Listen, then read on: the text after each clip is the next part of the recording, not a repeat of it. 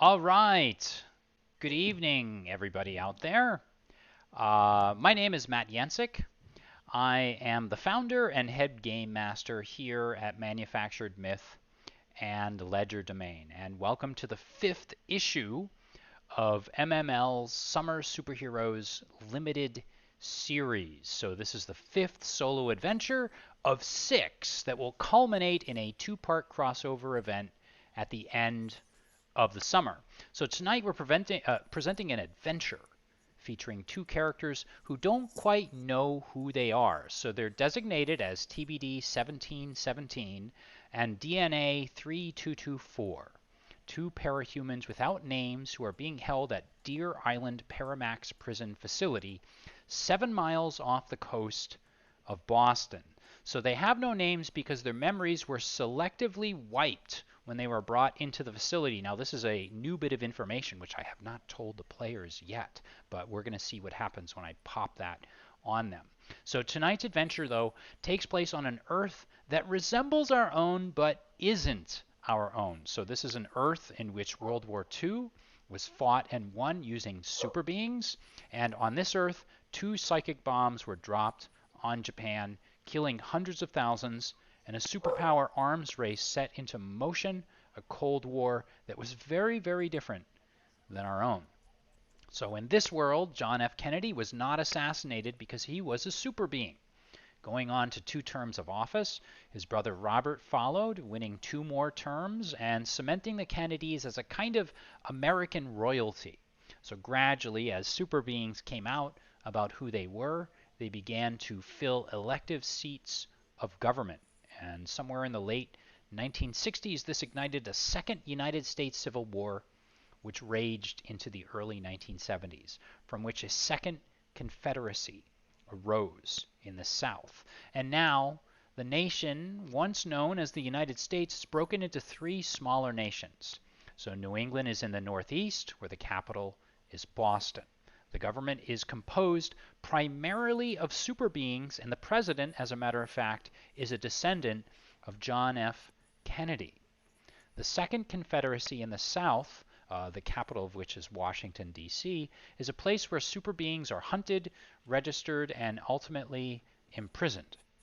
And finally, to the west, there are Texas and California who perpetually fight for control of the scraps that are left over from all of this. So tonight, though, we turn our attention to Deer Island Paramax prison facility, 7 miles off the coast of Boston, Massachusetts, where we will meet our 2 heroes. We have the Warchalker, played by Jarod Riley, and we have the Helix, who is played by Frank Tallarico. And so thank you, gentlemen, very much for joining us tonight. My goodness. Warden, just a point of order. My designation is actually TBD 349. Oh, I'm so sorry. As You you can know, see. Hopefully you can oh see. my God. TBD 349 and DNA 701. I like it. Ladies and gentlemen, my 2 players are cosplaying. They're cosplaying as their characters. I love this. So I had actually come up with designations for them, but we hadn't totally conferred on what was going on. I'm excited to see them in their in their orange jumpsuits, Guantanamo Bay jumpsuits.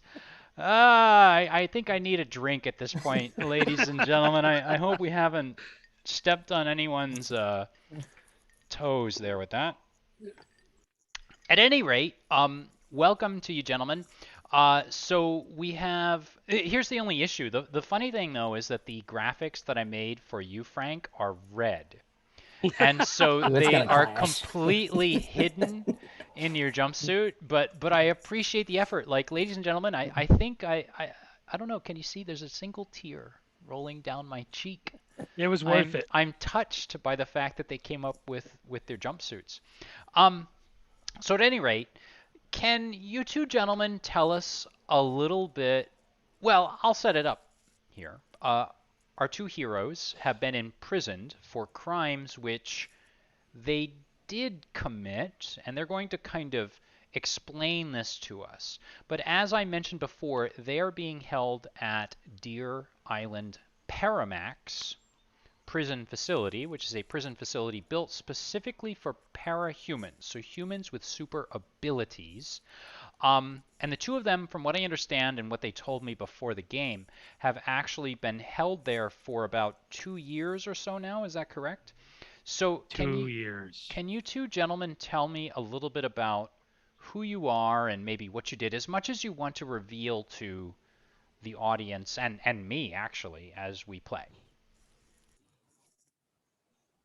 I'll dive in. TBD, take a back seat. So I am Alonzo Boyden, PhD. You can call me Dr. Boyden, a classically trained plant geneticist. And I have these powers which allow me to uh, unwind DNA, manipulate things, and it works really, really well in the plant world. I grew up in 4-H. I made all kinds of prize pumpkins and tomatoes. But as I grew up and became educated, decided let's put this to some good use, whether it's crop formation, all kinds of different things. Works great with plants. I found out in my 30s that this skill, this power wasn't just limited to plant kind, but it worked on animals Hmm. and humans. I couldn't do anything to my own self, but I was able to manipulate through some form of epigenetics, blocking DNA. I could make things happen. Hmm. Physiological changes, all kinds of strange things, nothing permanent. Although the things I did and do can have permanent effects Hmm. The on the repercussions, you're people. saying? Correct. Yeah. And that's exactly what happened uh, one day in the plant science lab. Hmm. I was messing around with some apples and I might have gotten a little bit free and loose with my recombination skills. And the lab tech saw. And I was certainly scared. I was nervous given the state of supers in our current state. Hmm. I attempted a little brain manipulation on him, which did work. It ruined his memory for a spell, but it also caused a severe stroke, Mm. and he died on the floor. Now, I was raised a life loving person, and I couldn't live with the guilt of having actually done this. So, strangely enough, when it came time to face the music, I explained what happened, that I had done it, maybe not the details of how I did it, but that I was able to cause his stroke. And I pled guilty. And the powers that be, not knowing the depths of my power, but knowing that I could easily make people's heads explode, decided to sequester me to Deer Island and do further tests. Now, it's been 2 years now, but and I say we, TBD and myself, came on board at the same time to this Hmm. facility. We have found a way to keep these authorities, these doctors, these researchers guessing at our powers. Mm. I don't know if I want to reveal too much about that just yet. All right. So one thing I should probably add to this that maybe well, definitely the viewers don't know. So Deer Island Paramax Prison Facility is actually built specifically as a detention center for parahumans with abilities beyond those of a normal human being. And because of that, there is actually a chemical known as Zulu 22. It's an aerosol which is distributed into the atmosphere of the facility, which nullifies or it dulls the super abilities of those that are detained there. So I think, I'm not sure 100%, but I think Frank, or I should say, I think Helix is hinting at the fact that somehow he's gotten around this nullifier, if you will. Indeed. So Then tell us, Warchalker, what the heck? Where does your name come from? Who are you? Tell us about Warchalker. All right. Timothy Burgess Dalton, a lot of times it goes by TBD, was a poor kid from a rural area.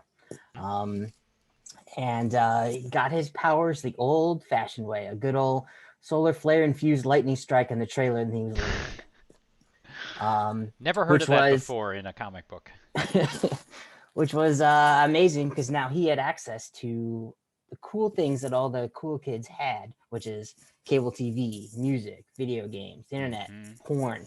He had all of it because he can All the now good stuff. see Wi-Fi, right? And he can tap into Wi-Fi signals.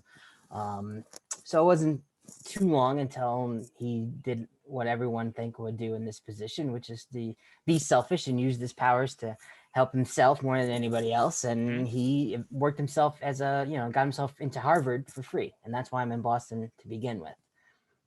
But that wasn't enough, right? I needed more. And I was able to use my powers as a tool and ended up, manipulating the stock and cryptocurrency markets, became fabulously wealthy. Was living the life that I had kind of always wanted and, quite frankly, earned. And then, well, of course, earned the old-fashioned way, right. illicitly. That's right. The IRS audits and SEC investigations later, and here I am. Okay. And so you both arrived 2 years before on the same day to the facility. Did you, now just to sort of let the viewers know out there, we did a little bit of chatting beforehand, a session 0, if you will, just to sort of figure out what is what in the story. How was it then that you both actually bumped into each other and knew each other?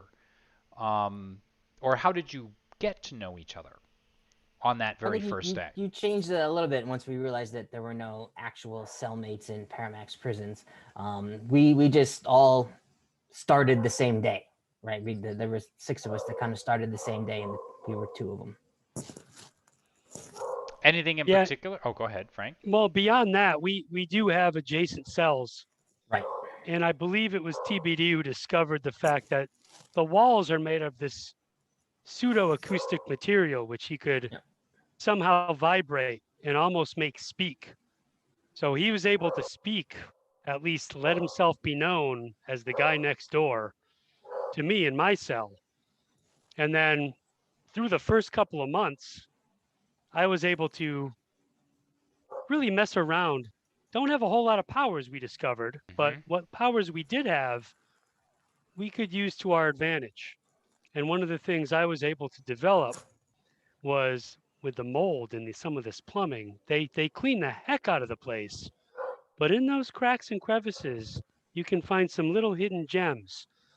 And I've manipulated this type of mold to grow closer to like an English ivy.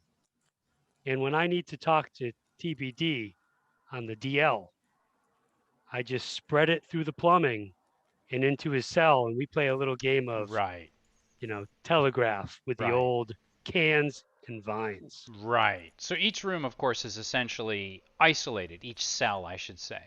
And you use your own particular techniques to kind of communicate between cells. So I just want to understand how you feel about this then. Are you like across the hall from each other? Are your cells next to each other? Is one above the other? How would you like the setup to be in this particular I was case? thinking left and right, not next across door. the hall. Okay. Yeah. So right next to each other. Yeah. So in other words, you're We share a wall. We share a wall. Right. Okay. So let's start us out then at Deer Island Paramax prison facility, a very cold and unforgiving place. For those of you that are unaware of what a Paramax facility is, it's a maximum security facility that is designed to completely isolate each and every inmate in the prison. So each one of the characters that you're going to meet tonight is kept alone on their own 23 hours a day, and they're given 1 hour of free time outside of their cell. Now, the parahumans in the facility are, well, like I mentioned before, this is maximum security. So that means that the parahumans in the facility are all rated the top 5 ranks by ability. So those top 5 ranks are Alpha, Bravo, Charlie, Delta, and Echo. Okay, so both Helix and Warchalker are rated at a Delta level, or maybe Charlie. There's a little bit of room for play on the scale, and they've technically on paper been rated as Delta level um, prisoners. So Zulu is ultimately a being without a human being, a being without any powers at all, which is the reason why the aerosol that keeps our inmates at human levels of ability is called Zulu 22. So we're going to start us off in the morning at Deer Island. And it is first thing in the morning.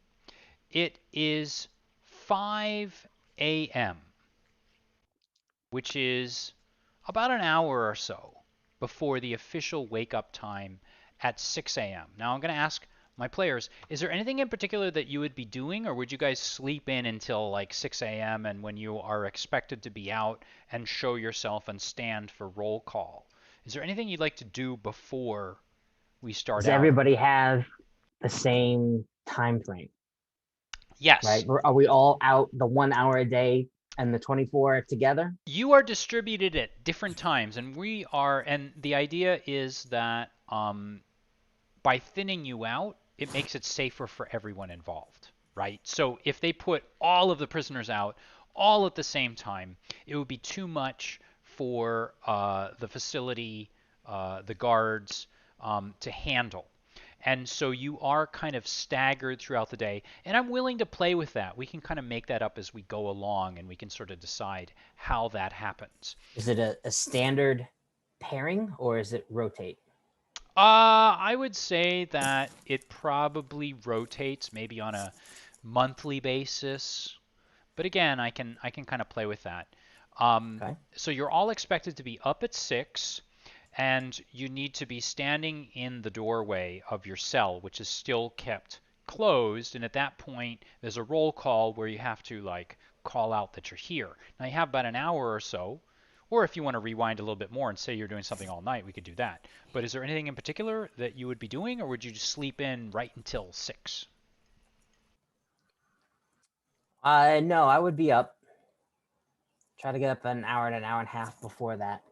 Hmm? And to get in any type of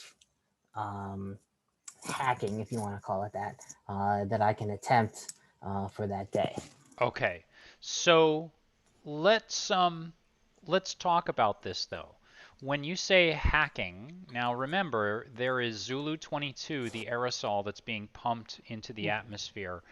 What kind of hacking do you do, and how are you going to do this? All right.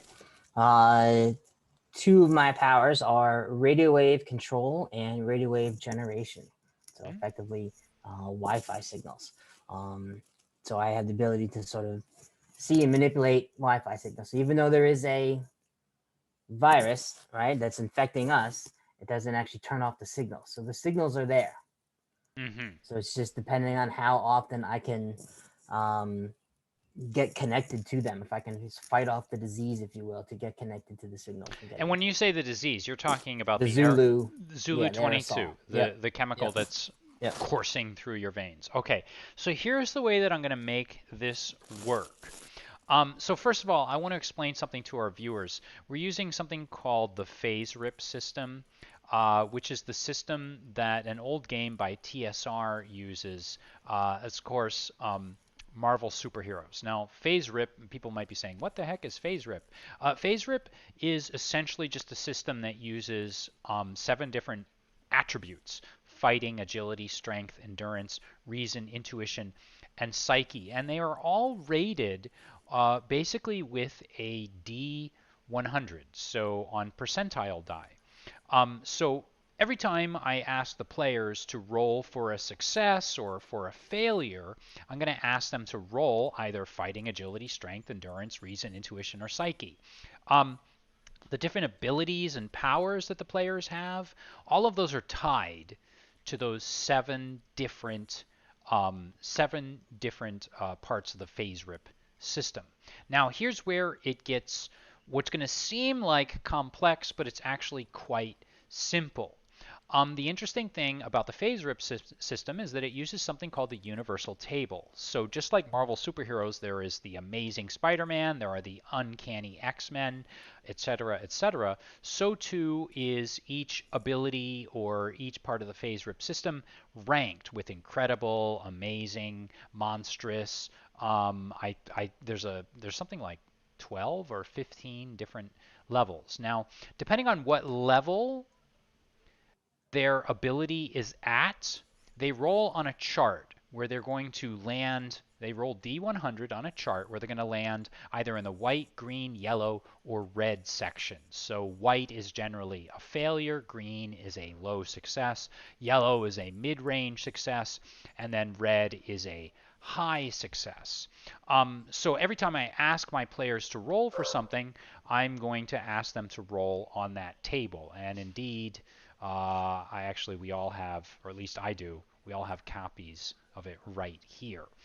So the first thing I'm going to ask you to do, because you are all under the influence of Zulu 22, what I'd like you to do is make a psyche roll. First of all, just to see if you can use this ability. Now, I'm not saying that this is necessarily going to tell you whether or not you can do it, but it's going to tell you maybe the extent to which you can do it. So please make a psyche roll and tell me what your psyche rank is. My psyche rank is amazing. Amazing. All right. So go ahead and roll amazing. There's actually no line on the dice. That's interesting. I think it's a 60. A 60, so that is clearly in the yellow on the amazing rank. Okay, so with that, you can go ahead and make an attempt to hack into the system. So you are able to defy Zulu 22, and you're able to push through the fog. Let's see what you can do. Oof.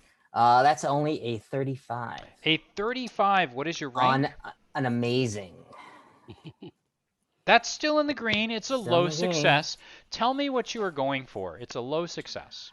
I probably should have asked you this first, but go ahead. No, that's fine. It's again to sort of access the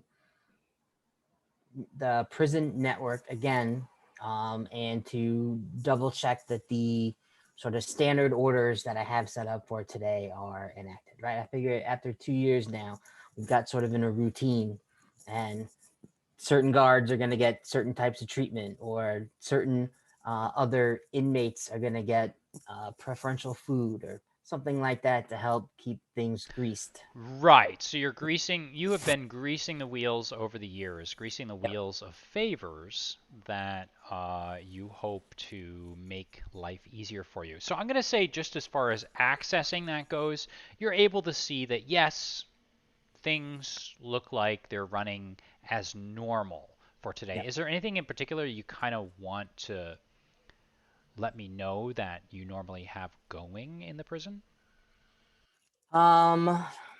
We can work on it as we go. You don't have to. Yeah, we're definitely have to work on it as we go, sort of as a reaction to how this goes. Yeah, we'll figure it out. There's got to be at least 1 or 2 favors for the guard that is on duty that day. And then if I owe anybody any of the alpha or beta Charlie grade inmates a favor, protection or whatever it is, I'll make sure they have something going. So taking a look at what you get in the computer, it looks like everything's on schedule. You don't get the feeling, though, that you're able to maybe change much of it, even if something were off. But as far as you can tell, things look about on schedule. So that's what you're doing with your hour before 6 a.m. call time. How about you, Helix? Are you doing anything, or are you going to sleep in? No, every morning I play around with my special molds, which is really the only true organism we have access to in this place. Hmm?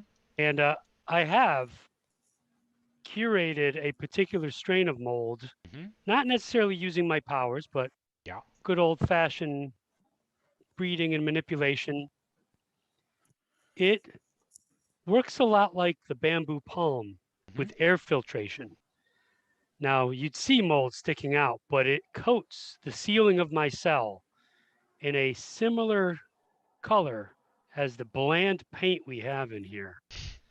And the bamboo palm, this particular strain of Yeah. mold, it's very good at removing benzene and formaldehyde and certain other impurities. And this one's shown a little bit of proficiency with mitigating that Zulu 22 in the air I like in my this. cell. Okay. Do me a favor.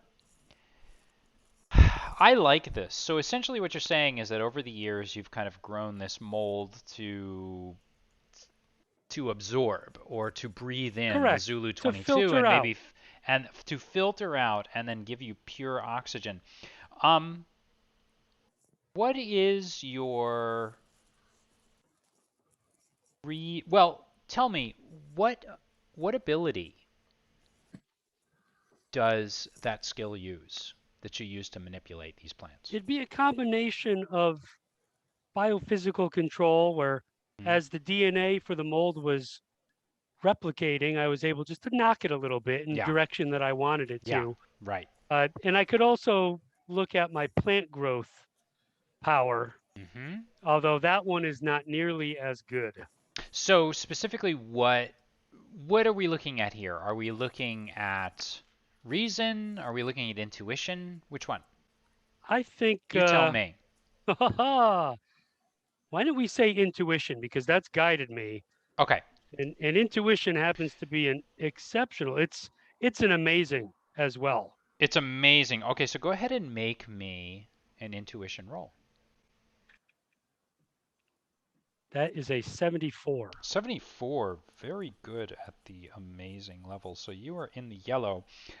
So not unlike Warchalker's last roll here, you're not able to actually change much of anything of what's going on, but it appears that the molds, the spores, and the plant life growing on the walls, which are very difficult for the casual layman to maybe see, people like the warden or the guards, appear to be doing the things that you need them to do.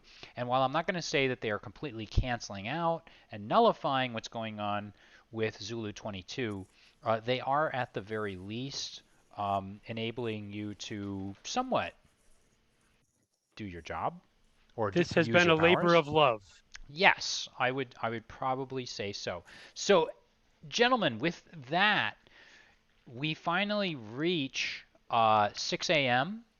and there is the familiar uh, tone, or the really jarring tone, of the buzzer, which repeatedly begins to go off, signaling time to rise and shine, get out of your bunk, and Go, make your go way. stand by the door. Go stand by the door. So essentially, there is a completely sealed door with a 1 foot by 1 foot window made from non easily breakable glass, or maybe hardened plastic, or plasteel. Let's call it that, clear plasteel. Um, and as this happens, you can look out through your window and you can see other prisoners, other inmates who are coming to their windows and looking around. Here's what you see. Essentially, you see a large circular room. It's enormous, and it's 3 levels, 3 stories tall. Which level do you gentlemen want to be on? Top, middle, bottom? Anything in particular? Does it matter to More than you? I usually like to be on top. So we'll put you on top. So you're on the top level overlooking the entire facility. And there in the center of the room, there are about a dozen different tables, which is odd because they don't often, if at all, let enough people to fill those tables out. Looking around, you can see the faces of other inmates who are looking out through the windows.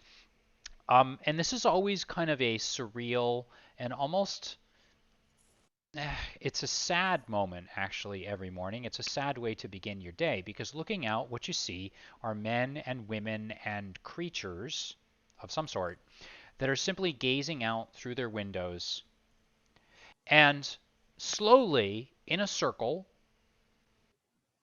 each inmate presses on their intercom and just simply says here.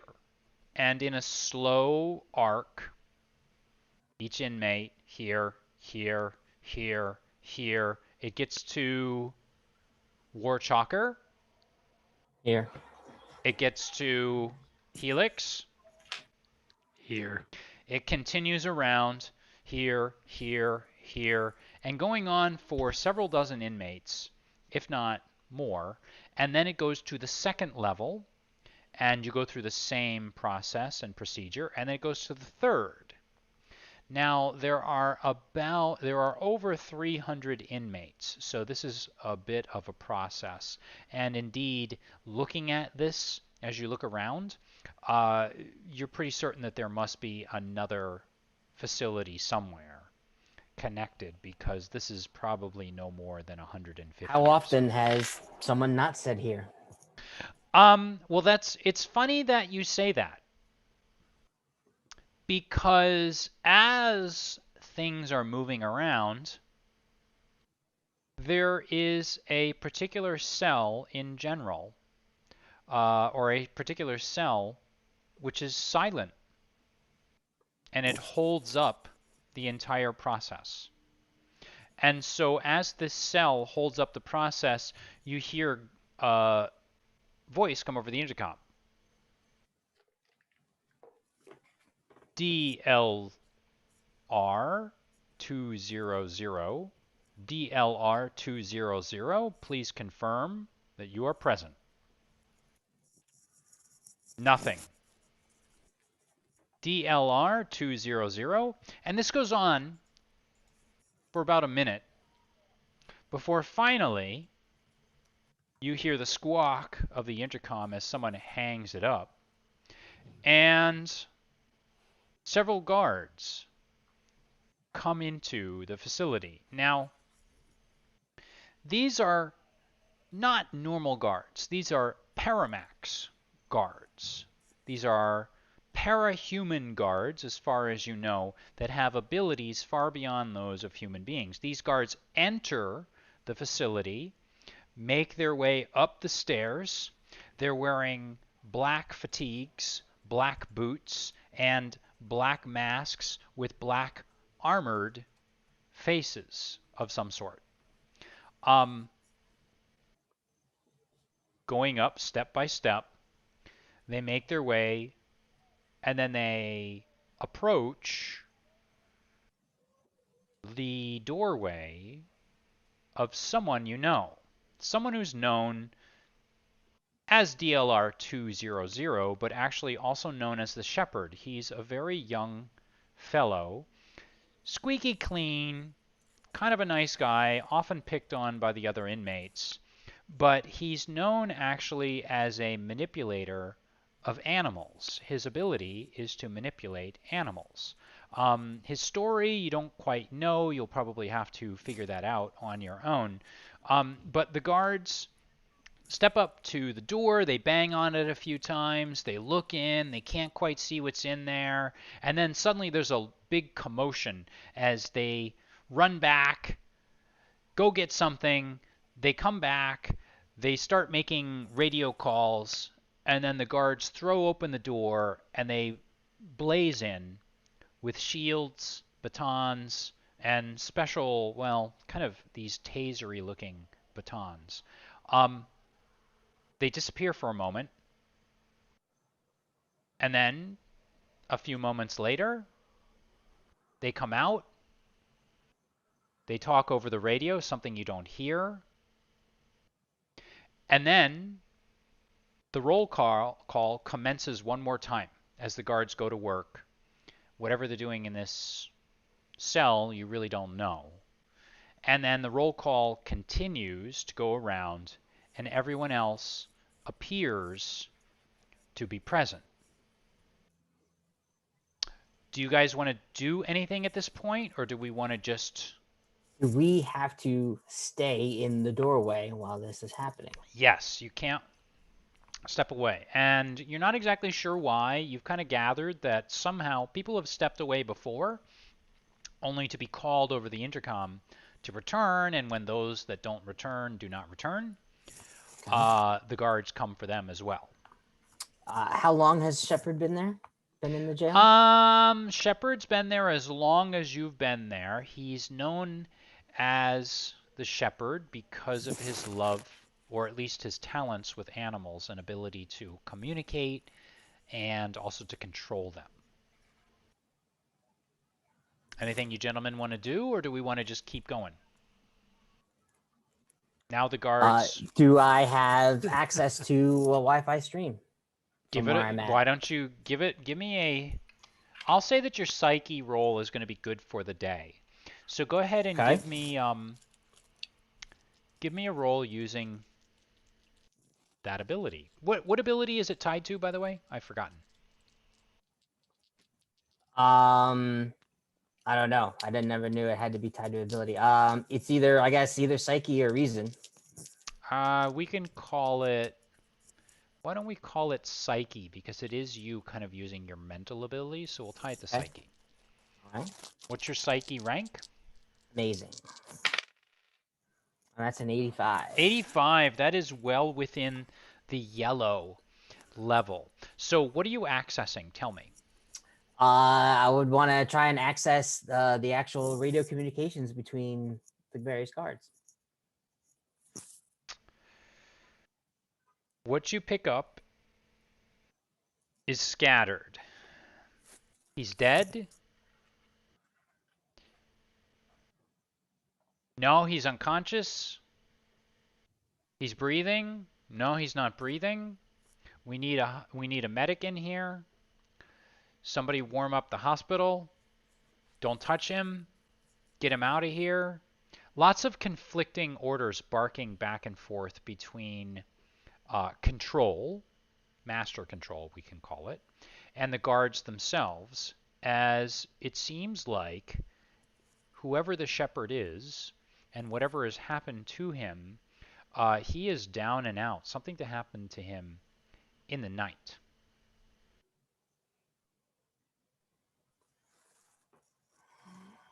Okay. Does it sound like medical help is coming imminently? It sounds like, yeah, and you would typically expect it to be coming pretty quickly. Nobody's going to move, though. You do know that. No one's going to move. No other cell doors are going to open until medical gets there. They get him out, and then they take him out and all that stuff. He's going to take priority, and breakfast is probably going to be a few minutes late today. Okay. Then I guess I would like to start the process. I'm not sure how long it's going to take of looking through last night's security footage.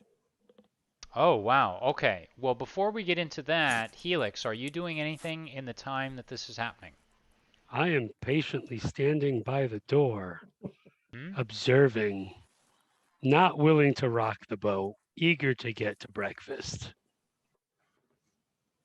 So patiently observing and waiting. What you see over the next few minutes is the medical team coming in. And these guys are not your typical medical team that you just see simply dressed all in white and like ready to go. These guys are armored. And when I say guys, I apologize. What I really should say these people, because it's really difficult to tell what Who gender. can tell? Yes, Yeah. because of the armor that everybody's wearing, and also because of the fact that you know that there is a staff of at least 15 to 20 parahumans that are guards. So for the most part, you believe that the staff are mostly human, But mixed in here are parahumans. And you can kind of think of them as like air marshals in a way. They're hidden. So you never know exactly who's who. And the ones that do come in are always wearing masks, but you know that they are sort of woven into the fabric of the staff. So you have maybe 20 minutes or so, I'm going to say, Warchalker. What do you want to take a look at? The footage of what happens? Tell me specifically.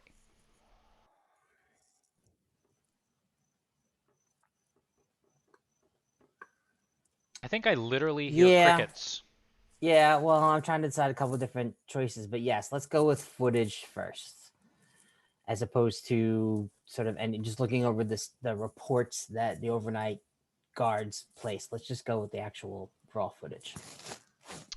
Um, of the interior of Of the this. interior. Okay. So go ahead and make a roll on Psyche to see if you can access and control. Only a 55. And your Psyche was what again? Amazing? Amazing, yeah. With All a right, that's good. 55, yeah, it's in the green. All right. Taking a look at the footage, the interesting thing is that the footage doesn't seem to exist. I'm going to say there is a missing bit of footage from 2 to 3 a.m. 1 hour. Okay. Am I able to kind of cross-reference that with the visitor log? See if anybody came or went. I can tell you that I see. So you're not talking about just the basic like I'm signing in to see my husband or wife. You're talking about who came and went at the front gate at that time. Yeah. I'll just give this to you for free. Taking a look at the visitor log, doesn't look like anybody came or went. Inside job. Okay. We're dealing with a world of parahumans, though, my friend. I understand. Okay, so with that, I'm going to say that you're able to do about all you can do in those 20 minutes. And the buzzer rings at 7:07, which is 7 minutes later than breakfast otherwise would have started. And so at this point, I'm going to say that you are all let out in turns, in stages from your cells. And you all step out, turn to the left, and this is kind of a routine that you've done like a 700 times before because you've been there for 2 years, 720, 730 times. You all step out of your cells and slowly march at precisely 10 to 15 feet apart in a circle down the stairs under guarded supervision to an area down in the belly of this large facility where you all sit 10 feet apart at different tables with literally several dozen guards, all dressed the same way as those first guards were, that are patrolling back and forth. And you sit in utter silence. Here and there, you hear some people talking, but you can kind of tell that people are down because Shepard, and just to give you a little bit of information about Shepard, Shepard was basically well liked by most people. He was initially when he came into the facility, and these are stories that you heard before and you didn't really witness them, but he was beaten up and sort of like taken advantage of. He was very badly treated, but it seemed like his quiet patience over the years eventually I hate to, I don't want to use the word won over or the words won over because that sounds a little cheesy for a prison facility, but yeah, he kind of won over a lot of the prisoners. He basically had a real love of animals. For whatever reason, he was able to control them. He was able to communicate with them. He didn't know why. And nobody's quite sure why he was in the facility in the first place, but he seemed harmless enough. And he came to the aid or help of just about any other prisoner or inmate that needed it. He didn't discriminate between alpha level or echo level. He didn't discriminate even against those that had made fun of him. He genuinely seemed to be a well-liked inmate. Um, and slowly over time, over a few minutes, I should say, as people sort of start to get into their meals, gradually there's a little bit of a discussion and talk builds up, and people are kind of whispering to each other, but they keep it kind of low level. Now, it's breakfast time. You gentlemen, I'm assuming, are kind of across from each other. Is there anyone else at your table that you kind of want to tell us about at this point? Who would be with you, if anyone? We have Skids with us, TBD. I would Skids. imagine so. Who is Skids? Skids. Tell me who Skids is. Skids is a class of superheroes I like to call as broken, Okay, what where does that where mean? This their is cool. their powers aren't necessarily fully formed, or they Yeah. don't necessarily always work. Okay. So he has supposed to have super speed, but Okay. for whatever reason, it just kind of shuts off at one point, and he just kind of skids to a halt. They call him Skids. Oh, like he's like a Flash kind of character. He's like a Flash, but on the fritz. With Okay. narcolepsy of Right. speed. It Right. just suddenly It just shuts just down. stops. Yeah, stops. for whatever reason, he's like a broken superhero. So how old is Skids? How long has he been in the facility? Like, Skids started with us, oh, and I'm not really sure of his age. he feels kind of early younger, but I 30s, might be okay. maybe. Yeah. He's Here's just kind of can had a I problem his whole life. Go ahead. can I suggest this? Like, Sure. because the first thing that jumped in my head was just he's a young kid. But you know what? Mhm. You know what's kind of interesting sometimes is if we just go against tropes. What if he's Yeah. just an older guy Yeah, or a middle-aged guy, like Right.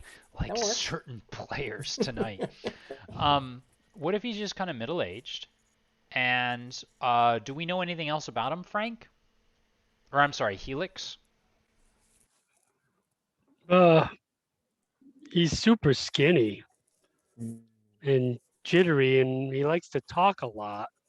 Okay. I don't think that has anything to do with his powers. It's just general demeanor. Like he's trying to figure it all out. So he's kind of quickly like shoveling that food into his mouth, the breakfast. He's like, "Oh my gosh, guys! So what the heck happened to Shepard? Is there anyone else that's at this table with you guys? Who else do you know? Pre-game, we brought up another one named Lockjaw.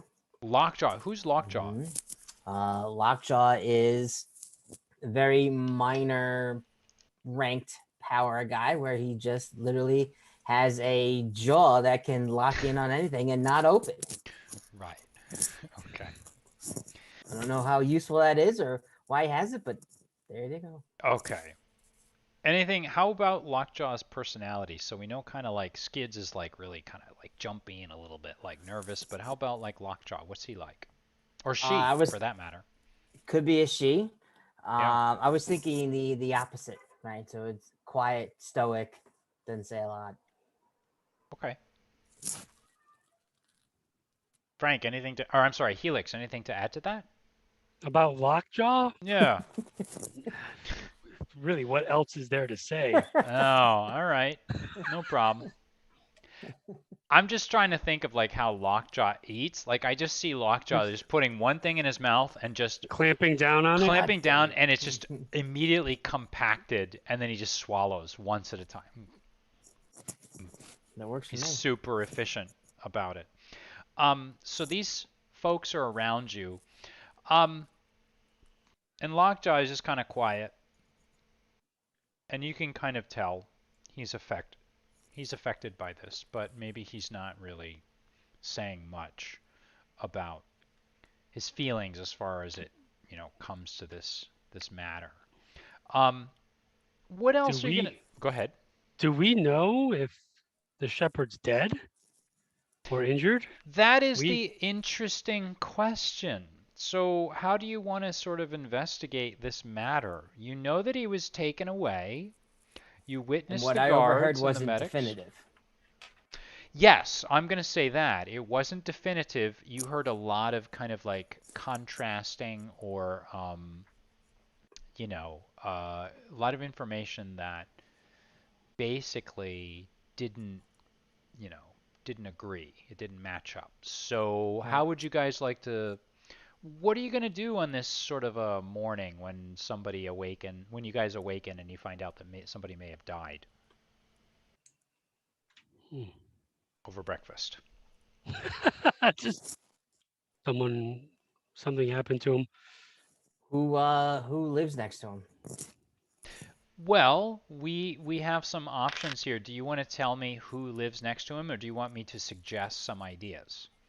I'm totally willing to take ideas. You I can also have. suggest some ideas. That means my players don't know. Would Yep. Helix like to suggest anything? Could be Because that fat guy we call the amoeba. Amoeba? Who Yeah, is Amoeba? I don't know. He's hairless blob of a man. He's always sitting there. He doesn't even eat his food. He just pulls it against his body. And absorbs it. Yeah, it's repugnant and repulsive, but a form of nature. So Yeah. we must respect it. So But he's got a cell right next to our friend the shepherd. I picture him as a single cell organism in a cell. There's a certain poetic beauty to that. This is such a nerdy like game. It's just ridiculous. So Amoeba is probably not far away. Um, However, you're not really exactly allowed to just sort of get up and go talk to people. He's probably a few tables over. Um, any other ideas? Or I mean, you can try and contact him if you want, but Well, it doesn't seem like. Are we under the impression that causing some sort of distraction will afford us the opportunity to jump over there? I mean, I get the feeling that something happens, we all get pounced on pretty much immediately. to let you know, this is a Paramax prison. Right. There is no fooling around. You don't get like this is not. I mean, I know we're all kind of thinking of like Escape from Alcatraz, or we're thinking about Alien 3, or we're thinking about some of the, or like Shawshank Redemption.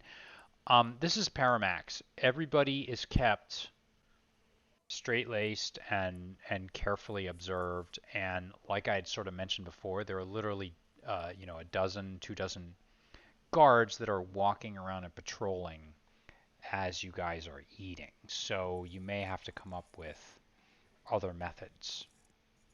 What's it take to get into the infirmary? Probably it takes getting sick and convincing the guards that you're sick enough to go. All right. I think Doc can help us out with that, right? You can make one of us sick. I can make you sick enough. Yeah, you could absolutely do that. So how are you gonna try this? What type of illness are we looking for there, TBD? You want a nasty stomach bug? Something that a hormonal flare up or severe painful rash? You tell me, I'll dial it up, baby. Let's go stomach. Stomach bug. I would not pick that. I'd pick like a cough. I would not pick like a stomach bug. You don't know which Gotta make it direction it's going to convincing. come out. No, it will come out in every direction. We're going to tweak some enzymes here that will react poorly with our delicious breakfast and create all kinds of mismatch. So let's go. Yeah. Hmm. We're gonna go biophysical control and going to Yep. use disruption for you, TBD. Are you ready for this? Do it. Now, let me just ask this. Are there any kind of rolls that he has to make in order to like not I guess you're kind of trying to make him lose it, right? Right. Okay. So he's so I don't get the impression he's going to resist. Right. yeah, okay. Okay. So go ahead. Tell me what's your what ability are you using and what's your rank in that ability? Oh, let's see. Just don't roll too good. I know, right? 100. You're like and so Warchalker is out for the whole game. Which one is R? R is reason. Phase rip. Reason, intuition, psyche.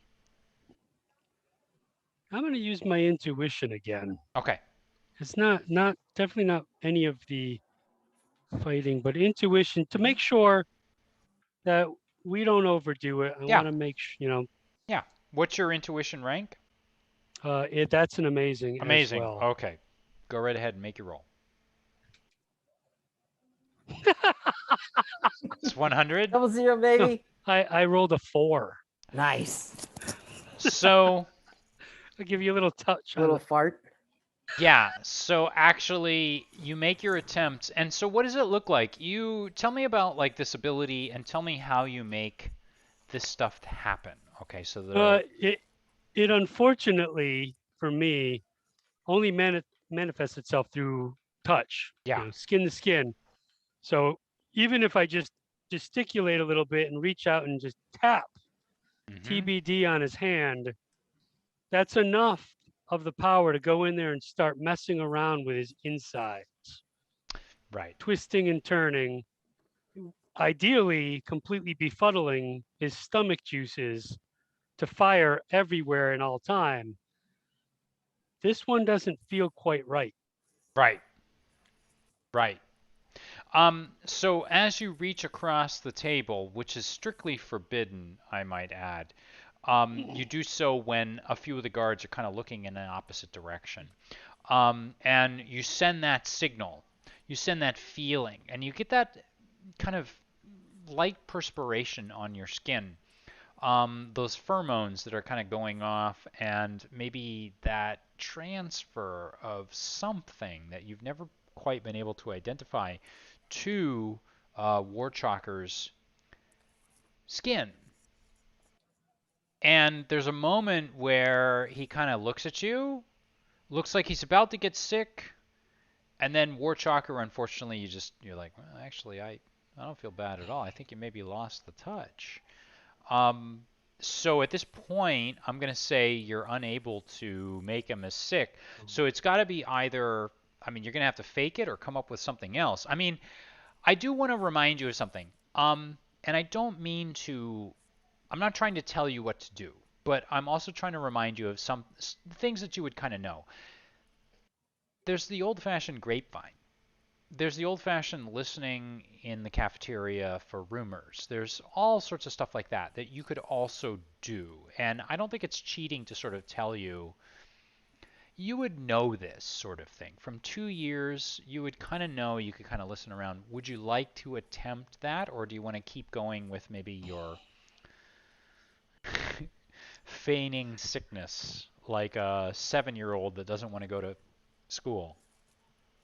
The Grapevine's great, but I was really just hoping to be able to hear it directly from the doctor, Right. or maybe even get a peek at him directly. But Right. since There's always later. Yeah, since Doc Helix is having a little trouble this morning. Yeah. There was extra Zulu 22 in the tater tot. Maybe. That's right. That's right. Then yeah, let's start asking around. All right. So asking around is generally frowned upon. So what I'm going to say is this is more of a psyche roll where you're kind of listening in on what's going on all around you. So I'd like both of you to make psyche rolls, and we'll see what happens. So why don't we start you off, Jarod? Go ahead and make your psyche roll. What's your rank in that? It's amazing. And I rolled an 86. Are you guys Killing it amazing in today. like everything? Nope. I feel Just like 3 things. Just okay. I. All right. Just I. 86. And Frank, why don't you, or I'm sorry, Helix, give me a roll with your Mine is remarkable. remarkable. Go ahead and give me your roll. I got a 94. 94. You guys are killing it with your rolls. Uh, Won't last. Here's Except what you, for when it counts. yeah.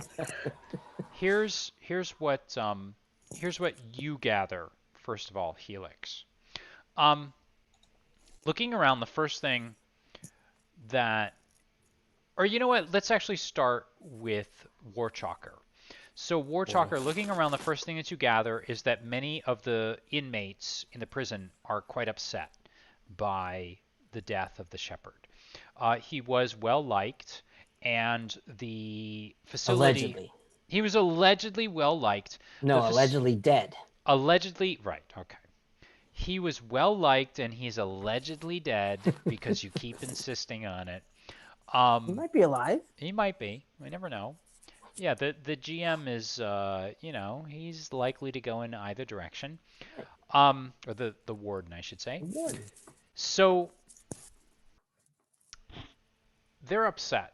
He was well liked, except for one particular group.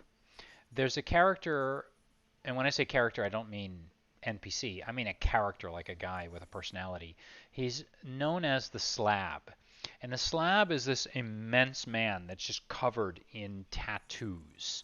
And he's just absolutely like bulging out of his orange jumpsuit. He's wearing the XXXXL size. And he doesn't actually look upset at all. Out of everybody that you notice, he's laughing, kind of telling jokes. And this is relatively speaking. He's having a good old time, a good old morning, and doesn't seem concerned by this at all. There's also a group out there that's quite solemn, and they are actually known as the Inmates Union. And this group is essentially a group that for a year and a half now has been trying to persuade the warden for better conditions, more yard time, better food, maybe more time interacting with one another, better working conditions, things like that. So they seem kind of solemn about this and kind of quiet. These guys are essentially interested in, they've taken a vow to never use their powers or abilities again. And they believe that they can kind of give up their powers, and they indeed welcome Zulu 22 because they like the fact that they're limited and cannot use their abilities. And they hope to someday truly reform themselves and get out, and they're trying to persuade other inmates to do the same. Now, the most interesting thing is overheard by you, Helix, as you're listening. You actually see the Slab, and you catch something out of the corner of your eye, and you catch the Slab with a large rat that he's kind of like allowing to climb along his arm and then climb across the palm and then over his fingers, and he's sort of laughing and looking around to the other inmates. And the other inmates who are around him are definitely kind of chuckling and laughing along with him. And there's something up with the Slab. He's being cocky even for himself normally. Big prick. Yeah. Is the rat a normal feature? Well, you're not. I don't think that Helix has told you about this yet. Thank you for playing. Here's a copy of our home game. Hey guys, you see big old Slab over there has a rat? Skids and Lockjaw kind of look up at you two, and they defer to the two of you and follow where you guys look. You see that rat? I don't see nothing. Lockjaw's quiet. Do I see the rat? Yeah, you would. I'm so sorry. You would see it by now. Now that Okay. Helix has pointed it out. You guys seen that rat before? You should leave him alone, man. He's like the toughest guy in here. Don't stare at him. No one's bothered. Don't look at him for a long time. Just eating his food and looking down. He looks like he's celebrating something right now. Shepherd liked animals. This guy's got a rat right now.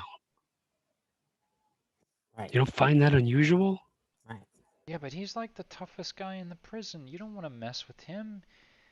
He's killed men.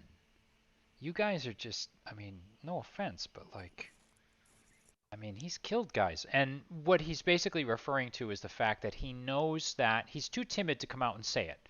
But he knows you, Helix, accidentally killed someone, and he Not knows on purpose. No. he knows that he knows that you, Warchalker, hasn't hurt anyone except through your excessive spending of money, cash, and exploitation of like Bitcoin and whatnot. It's true.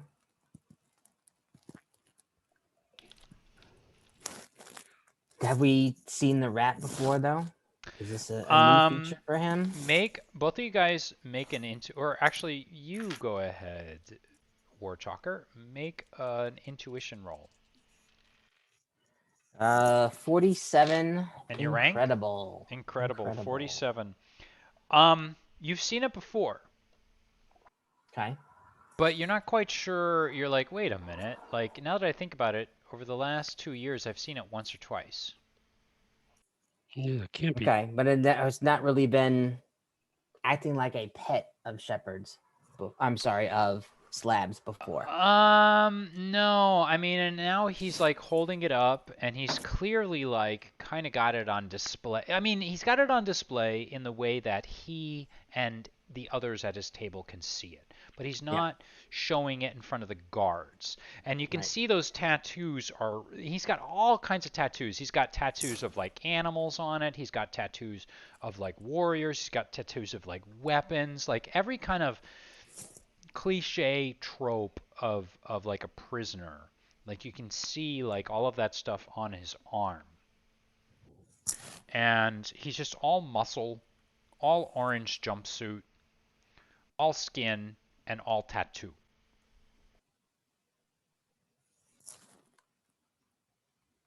But we can't just roll over on him either.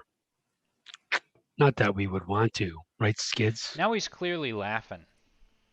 Skids is like, no, man, come on, keep your eyes down. Like, when you guys get into trouble, that stuff, like, bleeds over on people like me and Lockjaw over there. I know Lockjaw, he's always got his jaw closed. That guy makes me nervous.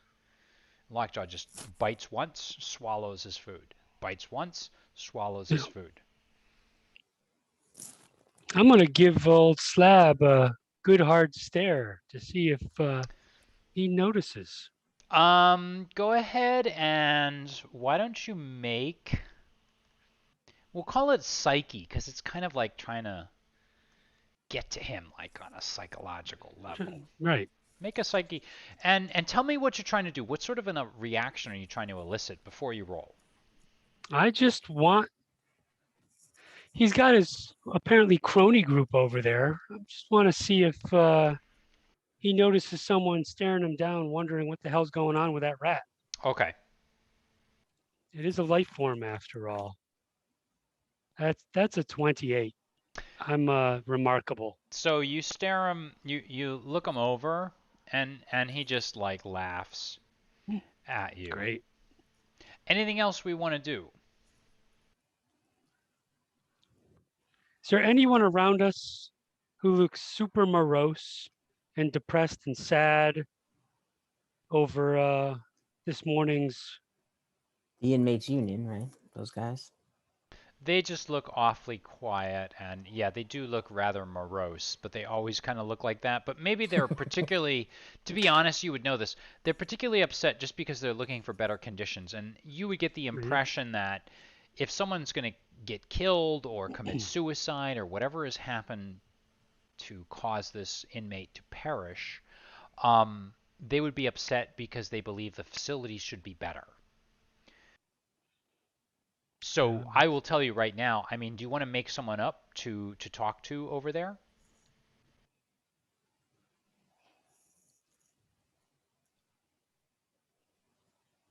Totally up to you. It's on you, Doc. You want to talk to him? Should I wave them? They can't. We can't go up to see them, and they can't come to visit us. Well, there might be someone with psychic abilities if you want to give that a try. I mean, it's up to you to make it up. Hmm.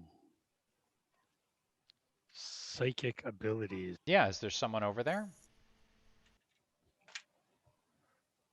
We'll say yes, All right. So what's their but name and tell us about them? Or not. I we'll, can make it up. I'm actually it's a female, Yeah. Mhm. an older woman, Yeah. ponytail, her Mhm. things done up in kind of a severe librarian face, but Yeah. she's been rumored to have the ability to read minds or communicate over the wavelength. And I feel there's got to be a message that I could try to just broadcast out loud Yeah. and clear that would get her attention as a member of the inmates union. Yeah, and as a Oh, matter of fact, she actually is literally the librarian. Let's say that she was a former school teacher, and here's the thing: she was believed to have actually been committing murders oh, murdering. You don't by return those books. That's it. using her mind. And we'll say that she was actually causing. You know what? We won't call it murders. Let's call it insanity. Going She was insane. seducing and causing insanity in victim after victim after victim. And then I don't know what her name is. Let's call her. I wanted to call her Vertigo, but there is a character called Vertigo in the Marvel universe, so I want to use something different. Yeah. But let's make up a name for her later on. But at any Well, why don't we rate, just call her the reader? call her. I like that. Yes. She can read minds Yeah, and she works with I books. like this. Okay, we'll call her the Reader or the Bookworm. We'll The see. bookworm. So go ahead and send out your signal and tell us. And we'll I'm call gonna this psyche again. I'm gonna push out just a mental thought, Yep. repeated over and Yep. over again. About Better. what? What's the question? It's not a question. Hmm?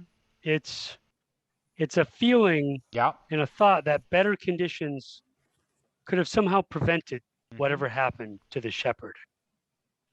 Okay, go ahead and give it a try. Better security, better. Make your psyche roll. What's your psyche? Well, I didn't make it. My psyche is remarkable, and I rolled a 34. My dice have gone cold. Yeah, they have gone cold because that is enough. That is not enough for her to pick up. She looks up for just a moment, and you're kind of shocked by this because even you felt like you weren't putting out enough of a signal. But she looks up as if maybe she did kind of hear like a bump of something, but then that bump just sort of turned into placid water. That ripple turned into placid water. Then she looked back down. Um, with that, there is a loud squeak and a clang as one of the doors, the main door, as a matter of fact, opens up. Lord, I thought that was the rat. And emerging into the room, and I will say with that, the rat, the slab puts his hand beneath the table, and the rat disappears. With that loud clang, the warden enters. And now the warden is otherwise known as the boss, or sometimes known as Mr. Crisp. And he's got a clean-shaven scalp that reflects the light above as he enters. He's got a thick, bushy mustache, and he's dressed in black fatigues, black armor, and he's actually surrounded by four men and women, a mixture, who are sometimes called the Four Horsemen of the Apocalypse, but more often than not, they're called the Deer Hunters, as in the Deer Hunters of Deer Island. Gets better and better. And no matter where he goes, he's always got these four around him. And they're known as Replay, the Brick House, Slider, and the Kid. And these four are always around him. And the moment that the warden walks in, everyone falls into dead silence. All of the guards start like poking and prodding the prisoners who don't quite get the message that the warden is here. And while many of the other guards might need intercoms or speakers to command everyone's attention, the warden doesn't. He's got a barrel chest, and he just simply uses his voice. And as he looks around, he just enjoys, perhaps, the moment of commanding everyone's attention. He walks back and forth through the tables, back and forth between the prisoners, looking each and every one of them up and down, sizing them up. And then, when enough time has passed, he starts looking each prisoner in the eye. Again, sizing each and every one up. And he begins, "Last night, ladies and gentlemen, ETD 4933, otherwise known as what you call the Shepherd, was murdered. He was beaten to death, actually. Probably because one of you no-good scumbags were worried about something he knew." When he says that, he looks over at the slab. The slab just smiles. Maybe he knew something that one of you scumbags, again he emphasizes, didn't want anyone else to know, and he leans over in your direction towards Warchalker and the Helix, Skids, and Lockjaw. So, I'm going to be nice about this. I don't like this. This is a blemish on my record. Not just that, it's an awful lot of paperwork for me to write up. This means I'm going to go home late tonight. I'm going to give each and every one of you scumbags a chance right now. I'm going to let one of you, I'm going to ask one of you politely and nicely to step forward immediately and let me know who did it. Maybe you did it. Maybe you know who did it. Maybe those little scumbag brains of yours are having questions and they're filled with confusion right now.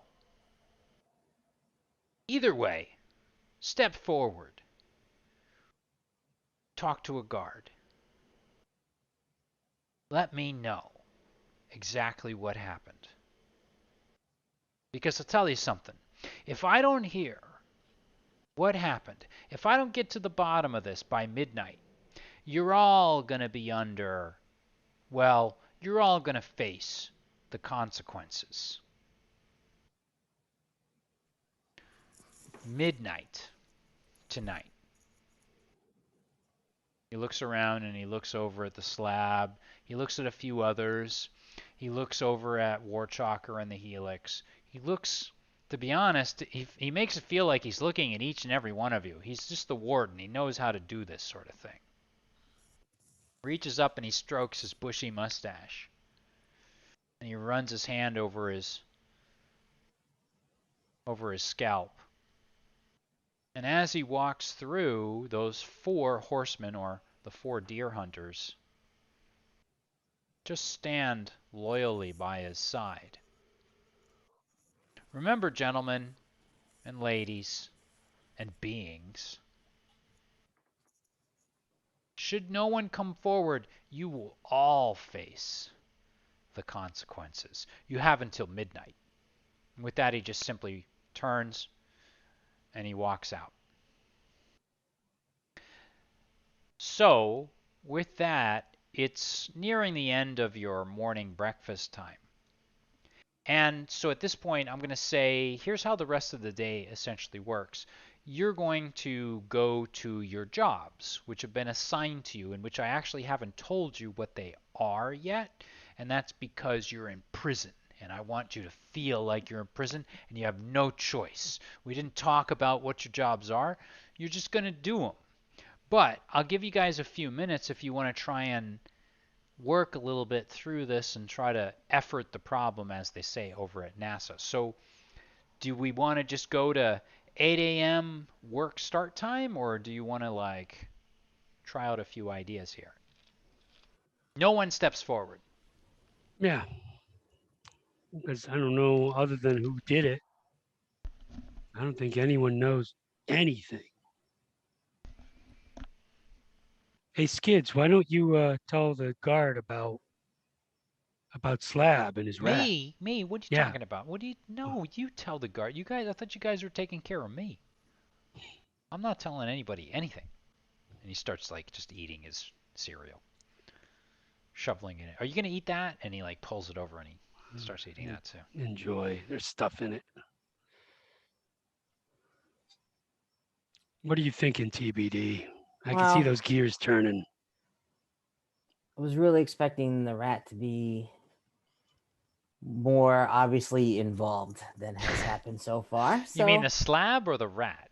the rat, Oh, okay. the rat, right?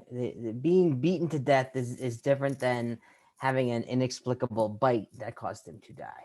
Okay, well, let me just say this. I mean, you were very skeptical up until a few minutes ago that the guy had even died, that the shepherd had even been killed. So, Well, okay.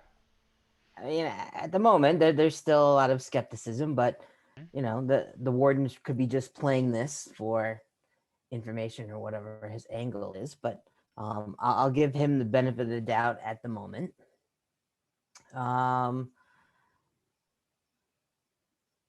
I don't know. We need more information, right? I don't like the fact that stretch of video is gone. Yeah, from 3 to 4 a.m. So right, so we need to figure out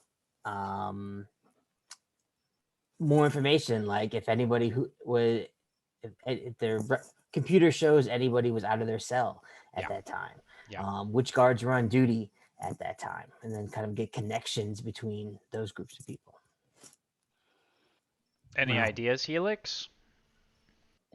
My idea is that the slab is firmly involved somehow. That rat is symbolic, either a direct link to the shepherd and his love of animals, or the fact that it's a rat. And the warden, he intimated that it might have been killed. The shepherd was killed, perhaps for something he knew. Was he ratting something out? I agree Mm-hmm. with all those I don't points. like that guy. Yeah.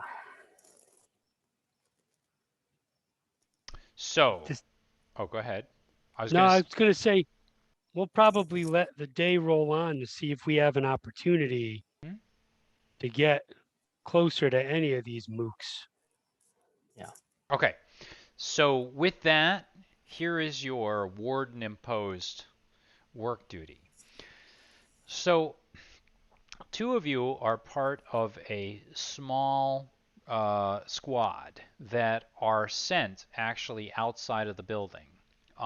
which is actually it's considered to be a great duty because while it's a very difficult duty, it is also something that gets you out of the building, sometimes every once in a while.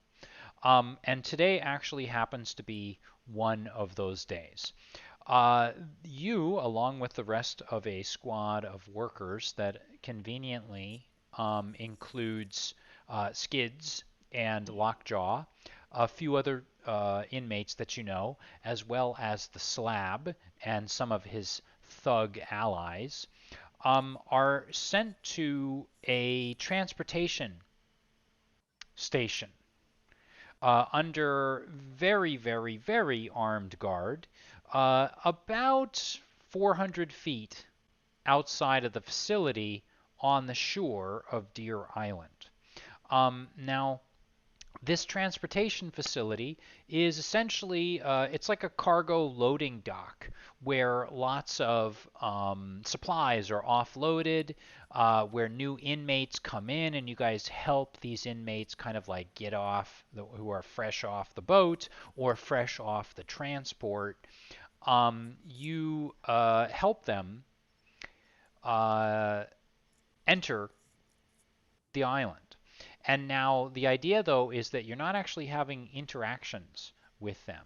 You are simply there for muscle.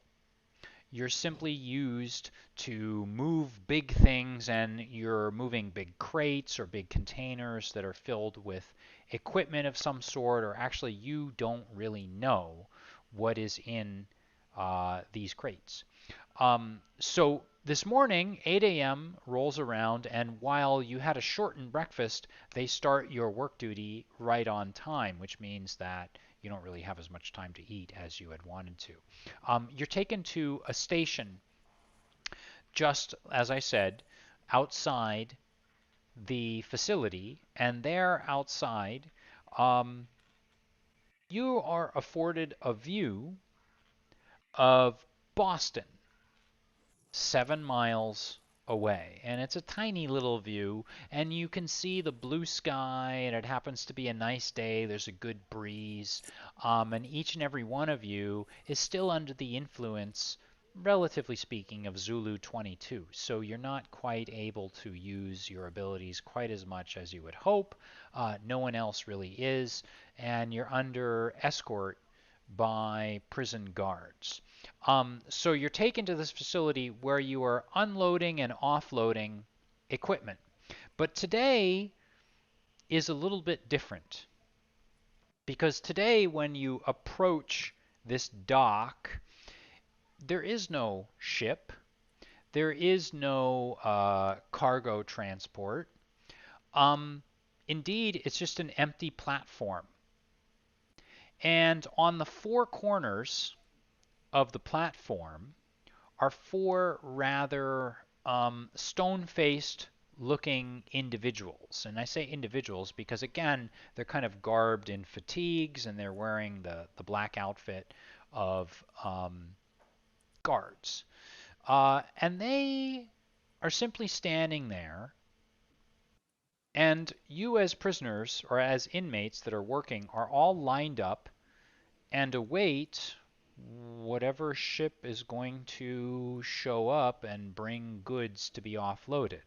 But there's nothing docked there, and as you look out across Boston Harbor, you don't actually see anything. But then, as you watch, what you see are these four guards raise their heads to the sky.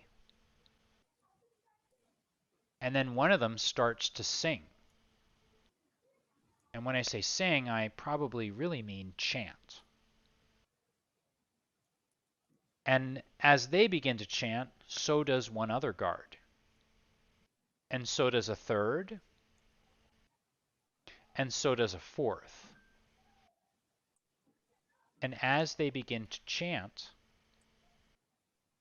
you look out across Boston Harbor, and there's a ripple that starts as just, it's like that ripple that you see when you're pumping gas at the gas station. And then the ripple begins to spark. and then the ripple grows brighter, and it almost looks like you're looking into a reflecting pool. And then there's an explosion of what looks like water as bubbles explode outward, and all of the prisoners jump back slightly. And as this happens, that explosive geyser of water slips back toward a circular looking disc, and then through it, it looks like you can see some other place. And on the other side is what appears to be a large, well, I want to say it looks a lot like a train car, but it doesn't quite look like that either. It's more like a futuristic looking kind of monorail. Are you guys doing anything as this happens? Because I can just keep going. Warchalker, what the hell are we seeing? Don't know. Can we make a roll to understand what sort of force is generating this? Absolutely. You can go ahead. How would you like to size up this situation? Attempt to size up. Well, I have an energy detection power. I like this. Tell me about how it works. That's a good question. Excellent.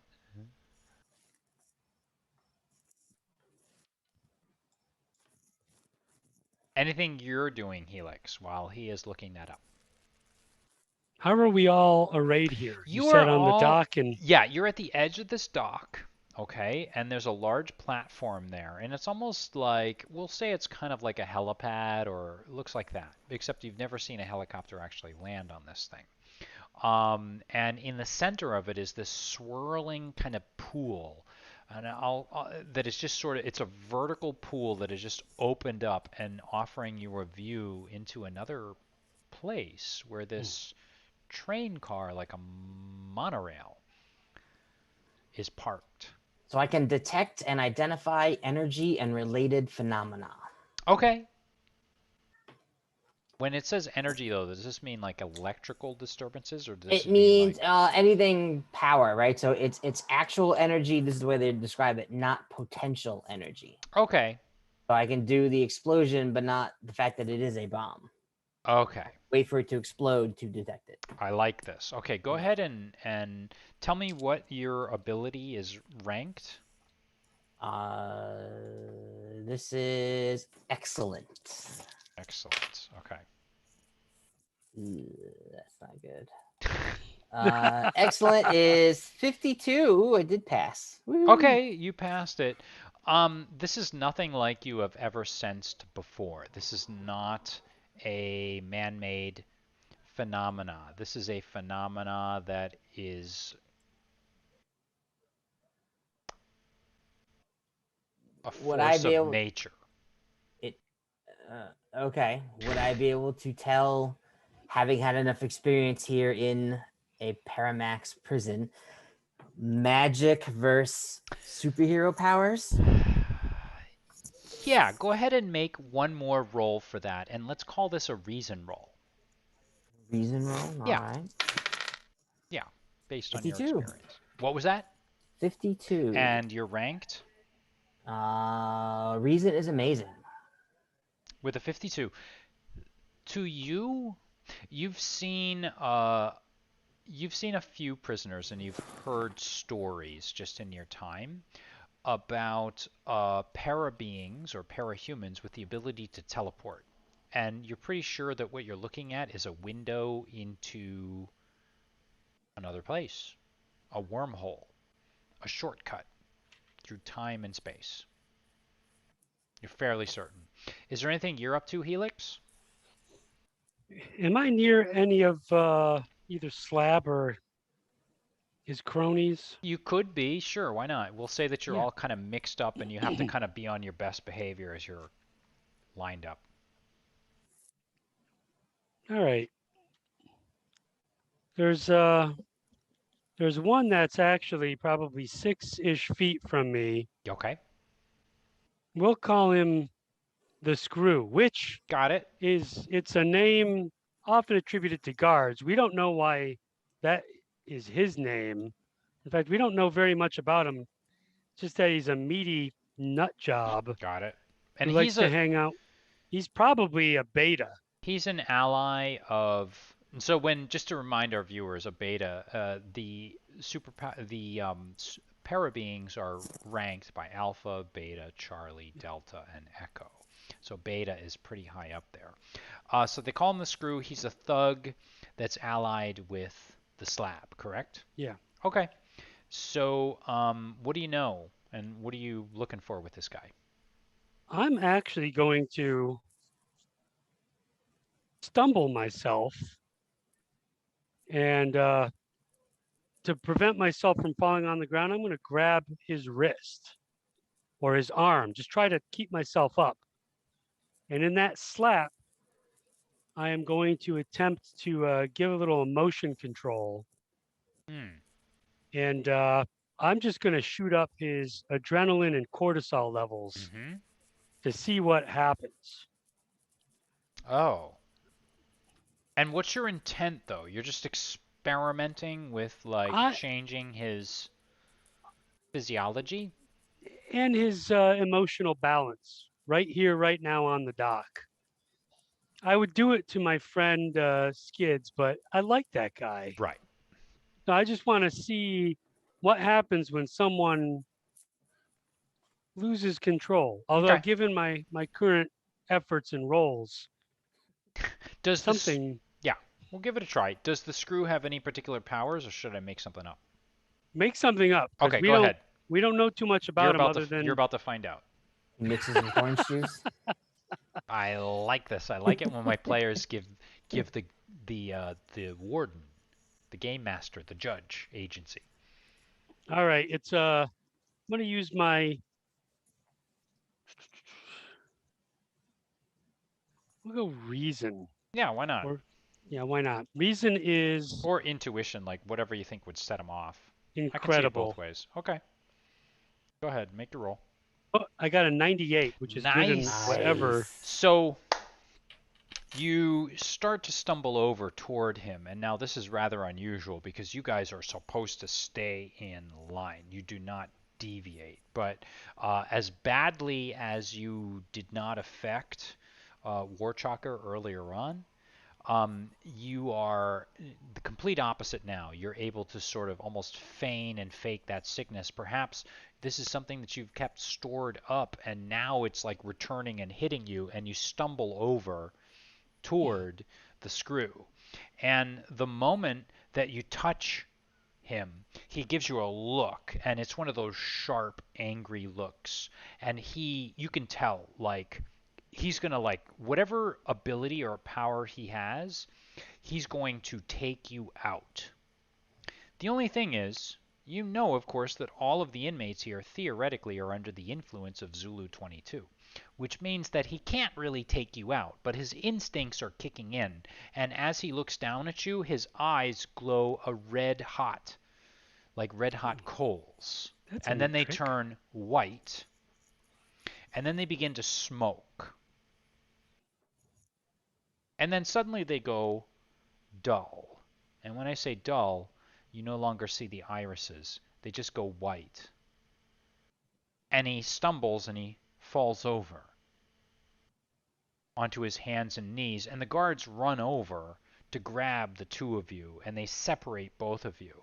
And the moment the guards come over, they tase both of you with these long batons, which you have been hit with many, many times before. You're knocked to the ground, and as is the Screw. But then the Screw looks up, and his eyes fix and focus on first one of those four beings that are in each corner, and then the other, and then the other, and then the other, and they move around from one to the other to the other. And as they do so, they begin to glow red hot. And now as they look at one, you see one of those guards start to scream the singing that it was intoning before is now a scream. And for a moment, just for flash, the two of you see it distorted. This is not a human being. This is a large slug-like creature. And then the screw looks over at the others. And it's almost like with its gaze, it's, well, I don't know. I don't want to make it too specific here because I don't want to tell you what his ability is. But with each one, they each grow into these slug-like creatures. And they scream at the sky. And then the guards hit him quickly over the head several times and repeatedly with their electrical batons, with their taser batons, and then begin to beat him horribly into the ground. And they kick you back into the line. And they're mumbling something to each other, but they communicate through electrical devices that are within their masks. You see that, Warchalker? Can you pick up any of those communications? That's what I was about to do. Yeah. Go ahead and give it a roll. So what's your rank? It's amazing. Yeah. Which is not going to help when you only roll a 25. Okay, so doing your best. It's amazing. Oh, you're just shy. You're able to just pick up the standard squawks guards, and this is something that you've kind of listened for before, but Yeah. unfortunately in this particular case, you're not picking anything up. That ripple continues, and slowly but surely, the Are those monorail, four beings still looking like slugs, or have they returned? they have returned to their human form, Okay. and they appear to be shaken by what's just happened. And as a matter of fact, I'll say that one of the guards has run over to one of them, checking and trying their best to sort of help them out and relieve them, and then moving to another one, and then moving to another one, and moving to all four to ensure that they are okay. That's what it looks like. That's what your intuition tells you without even rolling.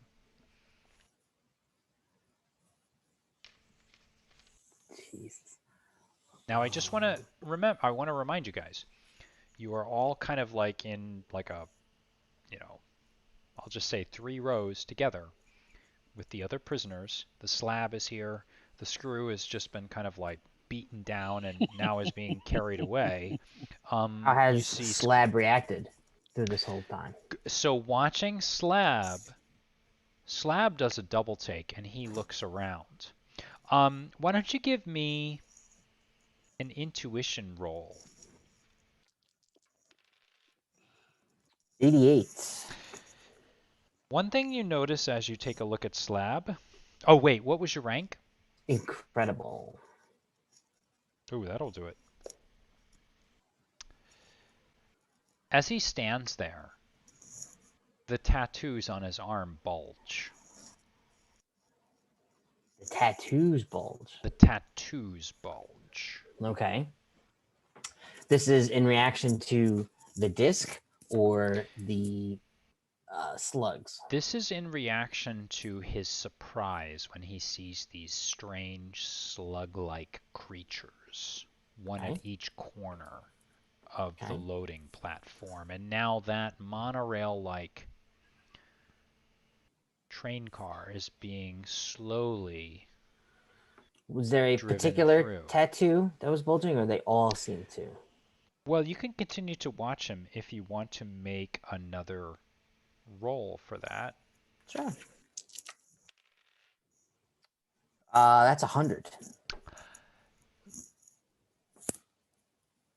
Wow. Good roll. Yeah. The rat Oh, tattoo he still has the rat bulged tattoo. out of his skin. It went from a 2-dimensional ink and flesh illustration to a 3-dimensional full-blown rat, and then dropped back down into his arms. Not just that, there were swords that were crossed, There were shields that were on his arms. There were guns, knives that bulged, went from two-dimensional illustrations to three-dimensional real things hanging out of his arms and then flapped and shrank back into his arms. Okay. He was flustered by whatever this was. Okay. And that was just a quick instant, correct? So quick, others might not have seen it.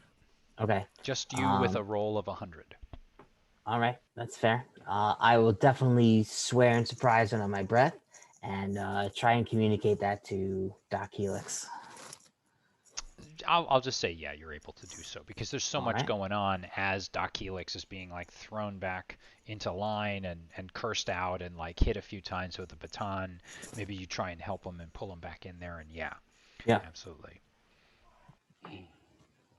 So now the monorail has just come completely through, and those four beings. How much of the other place can we see? I'm going to give you one quick roll because it looks like whatever that thing is, which you now think is some sort of a portal or whatever, is now closing. Irising shut. Yep. And let me know. Okay, tell me what you're looking for, and as it's closing, what are you looking for?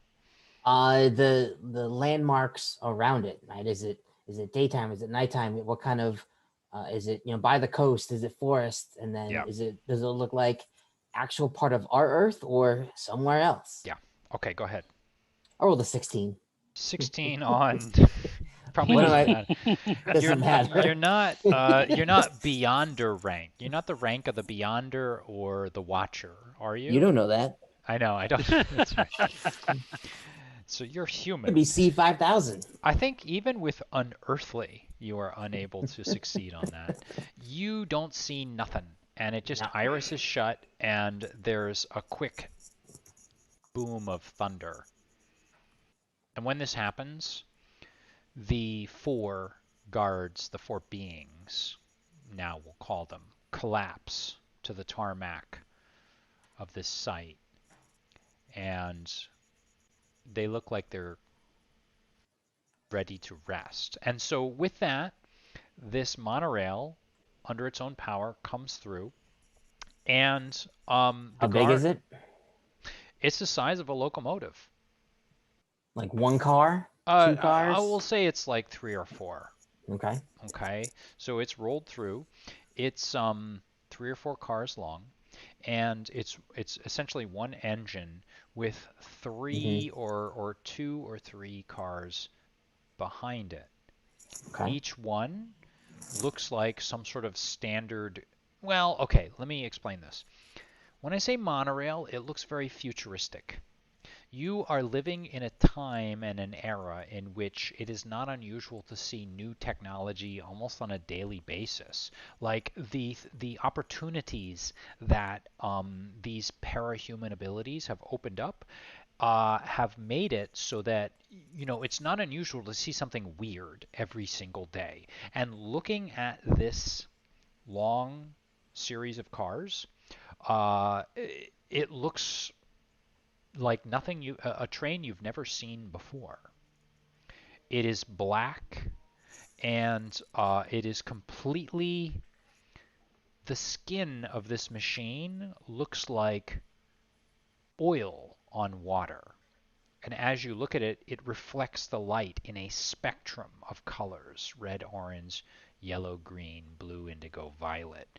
And in fact, looking into it, you almost feel lost as you do so. However, is this thing levitating? Yes, it is. Though it's hard to kind of see, and now that you're kind of looking at it, what you thought were wheels look like maybe they're some sort of dynamos of some sort, or engines that are just propelling it forward. And some of the guards move forward and they start to open it up, and as they open it up, inside, what you see are essentially storage containers. And from having done this before, except not with something like this, Your job is just going to be to offload these onto trucks, which are going to drive this back up to the Paramax prison. Manual labor. Essentially, yes. Is there anything you'd like to do as you're kind of prompted to start getting to work? Yeah, I want to see if there's any communication between the train and the jail. Yeah, go ahead and tell me how you're going to do this, and then what your rank is, and make your roll. I do radio wave control. Yeah. What's your rank? It is amazing. Yeah. But I'm too busy carrying boxes because I rolled a 1. Oh. So unfortunately, you're not getting anything out of this at all. And as a matter of fact, a guard takes an interest in you and stops. And the guard leans over, and when it speaks to you, it speaks in an electronic voice. You there. What do you think you're doing? Just carrying the box, sir. Step aside. Any motions for you to step off to the side while everybody else is sort of working. Are you going to do this and cooperate with him? Yep. So he does so. Frank, or I'm sorry, Helix, are you doing anything as this is going on? Yeah, I'm gonna get in the queue to get a box, and I'm gonna attempt while carrying it to maybe jimmy it open to see what the heck is inside. Ooh. Stepping fall into and the open it. line, I'm very clumsy. stepping into the line, you begin moving forward, and now everybody is offloading by twos. So they, will grab one side and then the other side, then they move it over to what looks like one of those tugs that you see like at the airport or whatever, and they drop them onto it, and then they move back and they take it back and forth, back and forth. Here's something you notice as well. You also notice that there's another group of inmates that are on the other side now that you can see, and they're onloading. They're onloading what look to be large crates, 6, 7 feet long, 3 or 4 feet wide. And they've got about a dozen of them. And they're moving them on. What job is Slab doing? Let's go back to Warchalker. Okay. And it looks like what Slab is doing at the moment is he's offloading. And now you are alone with this other guard. And he steps up to you. And he looms over you now. What's your designation? Turn around. TBD 349. He looks you up and down. I think it's time for you to go back inside.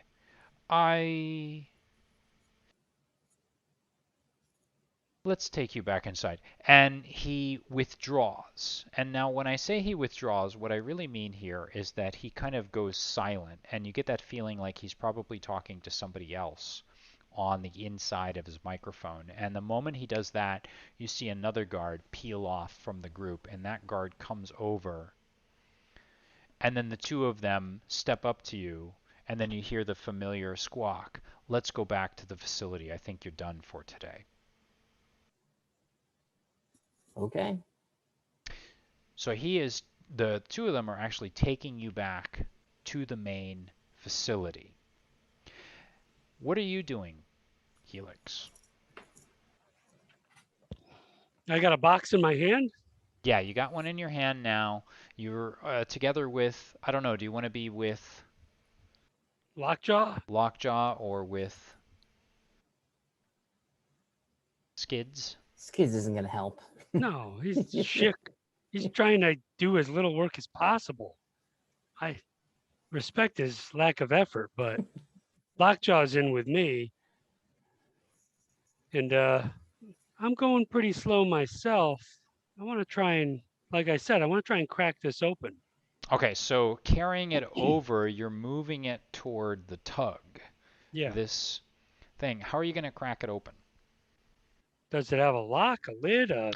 Taking a look at it, it's of a design that you've never quite seen before. It's made out of material that is very much like the material that this train car is made up of as well. And looking into it, what you see is an oil slick kind of over water design or pattern, I should So say. no foreseeable latch or. Doesn't look like it. Just disappointing. Just two handles on either side, as if it were made specifically to be carried by inmates of the Deer Island Paramax prison facility. How big is it? It's a two-person carry, right? Pretty sizable. Yeah, I'm going to say 5 or 6 feet long, maybe even longer, 2 or 3 feet wide, 2 or 3 feet deep. It's too big for Lockjaw to bite open. That's actually not a bad idea. I mean, he's been known to have done stuff like that before. He doesn't. His jaw is impossible to release. He's like a pit bull. Hey, Lockjaw. He looks at you. Are you fucking crazy? Just take a bite. Are you crazy? Is this the best you can come up with? We gotta see what's in the box. Okay. Could be anything. Let's do this then. So let's try this. What I'm going to do is this. I'm going to ask you to use what can we use here? Let's use your reason. And what I want you to do is try and convince Lockjaw to take a bite. Or you know what? We'll call it intuition, right? It's more like intuition because you're trying to use the things that you know about Lockjaw in order to get him to do something. So go ahead and use your intuition to see if you can convince him. Be chocolate inside. Right. Yes, could be. I could touch him outside and soft and and make gooey him on the inside. hungrier. Right. All right.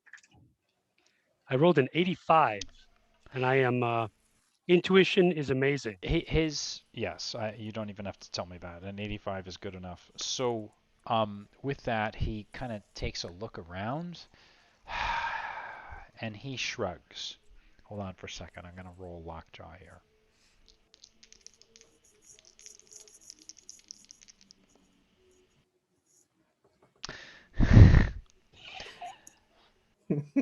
Looking around, just to make sure that nobody is around, he notices that no one's looking. He sighs, he leans forward, and then he takes a deep bite out of this container. And as he takes a deep bite out of it, you see those famous teeth as his lips curl back, and they're white and gleaming, and they look like they're made out of iron, white iron, and he bites in on one of the corners. And that jaw locks in, bites through, and he tears a piece of it away. And when it does, you hear almost this quiet protest out of whatever this container is. And beneath it, he tears out with it this foamy kind of material. There are vials about the size of, well, what you'd use with a syringe and a needle. There's a clear liquid in each one that you can see, and now that he's torn it away, you can actually see that they're all kind of rattling against each other, making sounds of glass bouncing against glass. Ooh. This could be Zulu 22, or it could be something else. I'm going to reach in and grab one.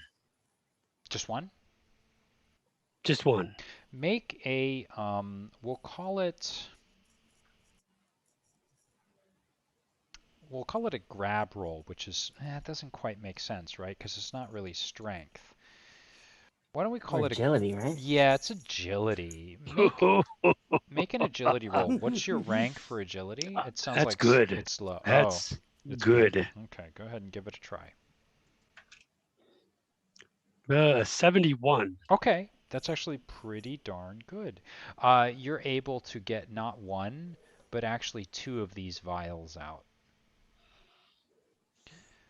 No one has seemed to have noticed. And now, at this point, you're going to have to toss the thing onto the tram and then go back Yep. and get your next one. And keep working. So let's do this at this point. We have not seen what has happened to Warchalker, who's actually been taken back to Hey, where'd he go? the Deer Island Paramax prison facility. Join the union, man. However, let's go to a 10-minute break. We're going to go to our intermission. I'm going to play a countdown right now, and when we are back in 10 minutes, we will pick up with Warchalker and the Helix. If you like what we're doing, please like and subscribe. Otherwise, we'll see you in 10 minutes, ladies and gentlemen.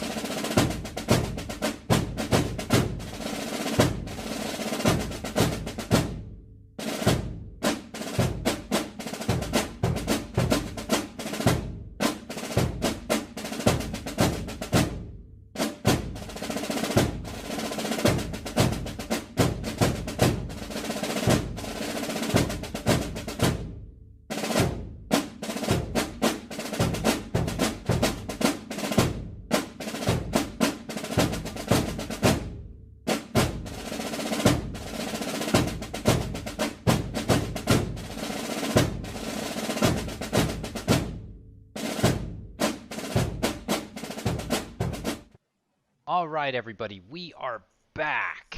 And I don't know if anyone was watching that intermission countdown, but it skipped from like 20 seconds to, I thought it went to like 10. Maybe I'm wrong. Okay, wait, I've forgotten what I've done. But at any rate, I thought that was a little bit faster than it should have been. But anyways, we are back.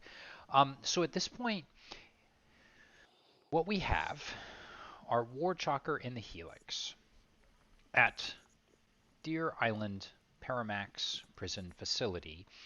And they are basically being used for manual labor at this point. So Helix is offloading crates from what appears to be some sort of strange interdimensional train, perhaps. I don't want to put words into anybody's mouth, but and unfortunately, Warchalker, who has been doing some things that he shouldn't have been doing, who has been accessing maybe abilities that he shouldn't have been able to access, has been pulled away from the chain gang, for lack of a better term, and taken back to the facility. So as he's been taken back to the facility, is there anything you'd like to do, or are you just simply going to follow the guards and do Oh, exactly as am they I wish? being? How many guards are escorting me? There are two guards, and they are basically taking you back Okay. to the Paramax Are prison. either of these two normal guards? Do I recognize them? Have seen them before? Are either of these the ones that should have been on duty? At, ooh, I like where you're going with this. So let's say this. Would you like to spend your contact now? Sure. Tell me about, there are two guards. Tell me about Mm-hmm. one of them and how you help this guard out or what you do. Tell me about this person. One guard is named Sal. Sal? And he is, native of Boston, Yeah, and got the this accent. was this was just a cushy Hmm? government job for him. He's not necessarily interested in the politics behind the prison, Yeah. and so I have been able to finagle his schedule to always get him days off when his kid has events and parties and whatever. And tell me a little bit about Sal's super abilities, if any. Sal doesn't have any. Ooh, so he's a human. Mm-hmm. He's one of the human staff members here. Mm-hmm. Okay. So tell me then, what do you think Sal would do to help you out? Uh, well, first I want to try and talk to him. Sal, what are you doing? This So is not part of the plan. as the two of you, and when I say the two of you, I actually mean the three of you. But the two of you, you and Sal, kind of like you sidle up to him and kind of whisper under your breath as the other guard is on his communicator talking to basically the prison. Um, well, if you're gonna use your abilities like that, man, I can't. There's nothing I can do. He's he's sensitive to that sort of thing. Can't just go and do that. Now he's gonna try and check out what you're doing. You're supposed to be on Zulu 22. What's going on here, Sal? What's going on with these crates? What are you talking about? We're just taking. He looks at you and he as much as you can see through the facade of the armor and the black fatigues and all of that he's wearing, he looks like he's like, what are you talking about? You're just offloading stuff like normal. All right. What do you know about Shepard? Everybody knows about Shepard. Did And he really die? he looks back. Yeah, of course he really died. Slab killed him. Everybody knows that. You can't trust that guy. Okay.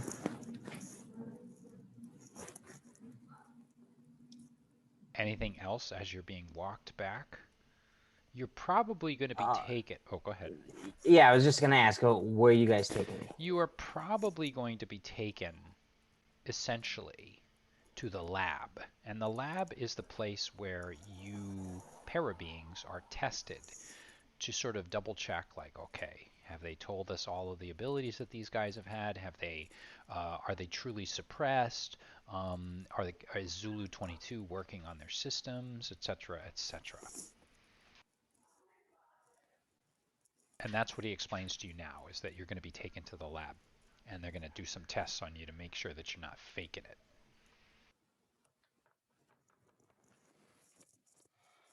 Okay. If I can get one more question in, I'll ask if Slab was under orders. Who is controlling Slab?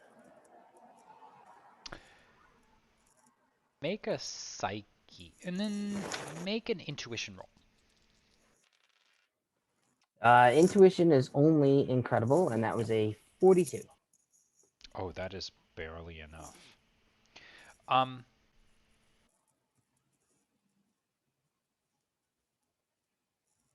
He says he's not under any more orders. What's your exact question? Give me an exact question. Phrase it for me. I'll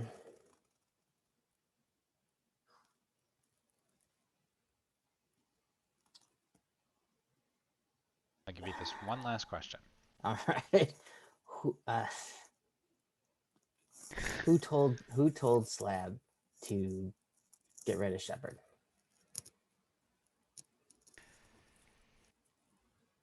Everybody knows that Slab is going to try and escape.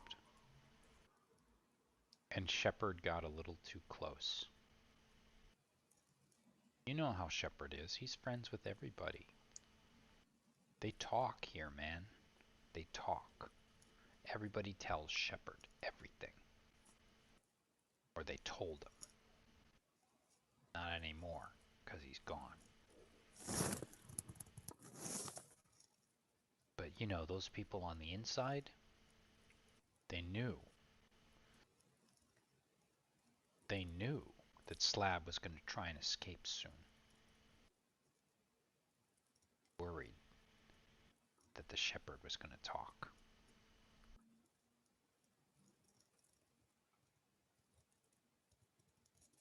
So you're saying he did it on his own to protect his secret that he was trying to escape.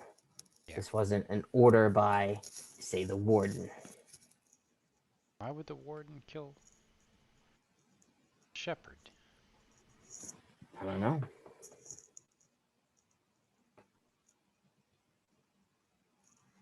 Anything else? No. Okay. That's it for now. So you're going to cooperate and just go along? Yeah. So you're taken back to the facility, and you're taken through the same steps and same hallways that you've gone down dozens of times before, and you're taken to the lab, where you're strapped into a chair, unless you're going to not cooperate, and they start running tests on you one more time. Is there anything? Are you cooperating and doing everything? Yeah, I'm going to cooperate. Okay. All right. So back to you, Helix. What are you up to? Lockjaw is just spat out like that part of the cargo container. You've taken, I think it was 2 vials, you said? 2 vials. Pocketed them. What are you doing at this point? We're going to continue as if everything's normal, so as not to draw any attention. There's more of these things to offload, right? Yep. But we're going to continue working on that. And I'm going to just try and pay a little bit closer attention to what the heck is going on. They loaded, what, 12 boxes, you said? Yes, from the other side. It was about a Those dozen, I think, is what I said. Fairly human-sized boxes. They are. Isn't that interesting? I'm going to just try and drift over to that side of this train.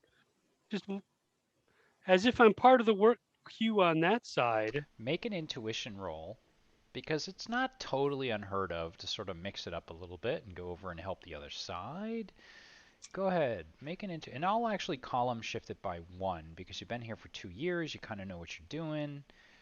What's your rank? Intuition is my amazing one, so column that's shift amazing. monstrous. And I rolled a 68. Okay, You're able to do that, and you're able to go over there and help out with the 12 boxes that are being loaded. I assume you kind of take Lockjaw with you? Yeah, yeah. Okay. We're a pair of lifters and Yeah. biters, as it turns out. Sure. Yeah. And so you're lifting stuff.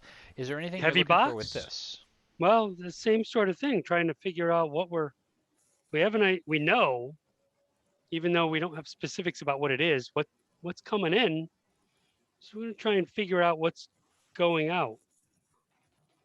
Um, are you gonna have Lockjaw? Lockjaw looks at you.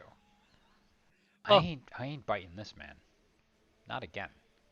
no, it's the same type of material, Looks like it's just the a bigger box. same type of material. Heavy? Not too heavy actually. Not too bad. It's lighter than those boxes that you were, or those crates that you were Oh, offloading. really? All right. Um,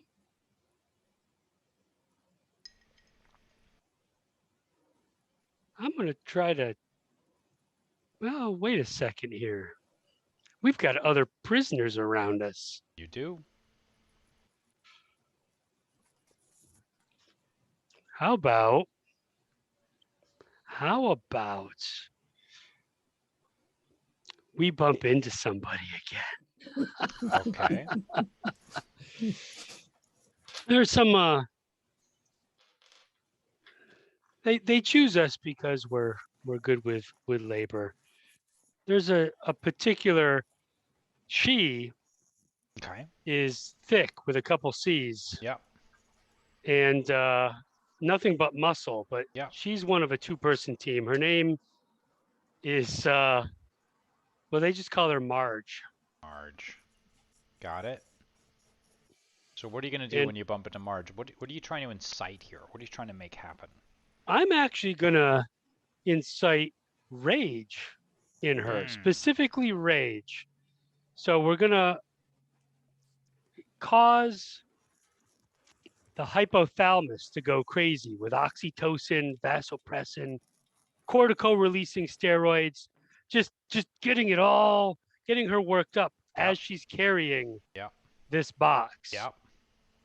and clear away very quickly. But we need to see if this works because it's been hit or miss Yep. today with the old skill sets. But it's going Mm. to be kind of just a walk by elbow bump. All of our things are short sleeves, so Mm-hmm. convenient. And a little skin to skin action on Marge Yep. to see if I can get her to What's the ability roll the ability roll. that you got to make? I'm gonna give this one as a reason Okay. as opposed to intuition What's because your reason I'm again? reason is incredible. Yep. All right. Go ahead and make that roll then. That is that's a 69. I feel like I just rolled Ooh, that, didn't I? pretty good. No, I don't think you did. That is a success. So you were able to hit Marge. What is Marge's ability, by the way? Marge's ability, Or I I mean, should say we've her noticed powers. that she is truly ridiculously strong. Hmm? You see her even through her little window, just lifting the stuff in her room, the bed, Yeah. just push-ups, Yeah. push-ups, inverted push-ups, and she's just trying to work all that out. So she's a Push-ups on the perfect candidate. ceiling. Yes, yeah, foot-ups. I don't know what those are Right. called.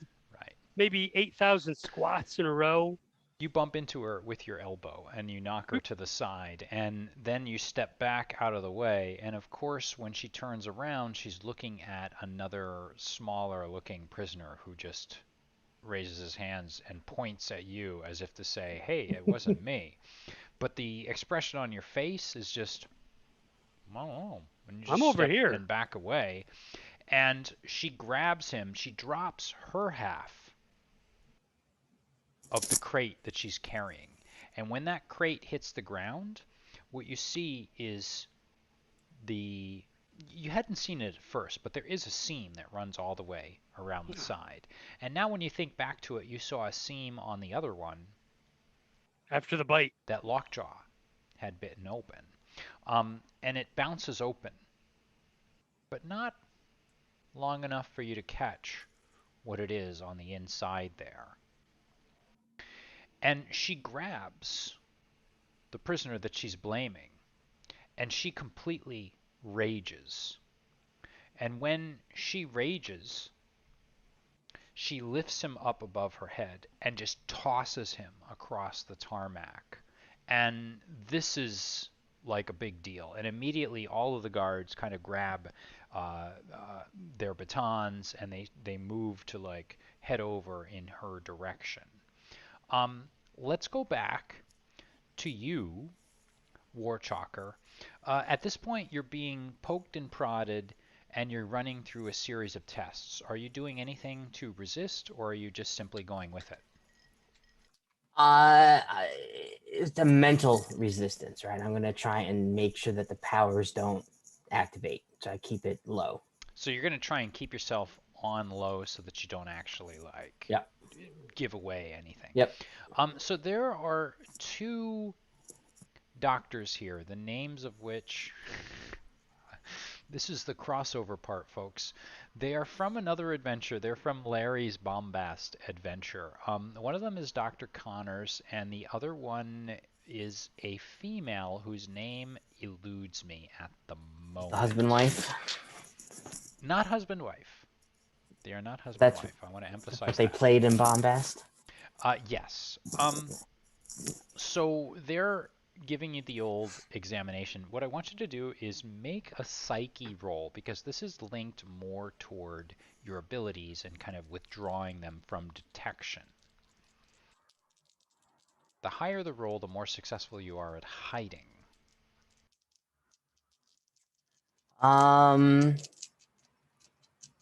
Yes. Then I actually want to use 15 points of karma. Okay. Go ahead and declare that karma before you. Which is a good thing I did, because that is a 35, so 15 puts me. That puts you in 50. What's your psyche? Amazing. Amazing with a 50. Okay, so you're well in the green. You're almost yellow, as a matter of fact. So that is more than enough to suppress your abilities, and they kind of give you a quick look over up and down. They leave the I room. want to make it casual, right? I'll give him some, basically, to. I like how you're getting fancy with it now. No, just I would act like I was on the Zulu 22, so I would have a little bit of it, but definitely suppressed. Just enough to sort of satisfy. Right. So they know it's active, but it's the levels they would expect from me on Zulu. Right. And so with that, they're relatively satisfied that you're okay. They kind of look you up and down. They leave the room for a little bit. They're conferring. You're alone for just a moment. Is there anything you want to do while you're alone in a laboratory with tons of equipment all around you? Big mirror on the wall. They're probably staring at you from inside. Is there anything you want to do? Oh, they're definitely staring at me. Yeah. I'm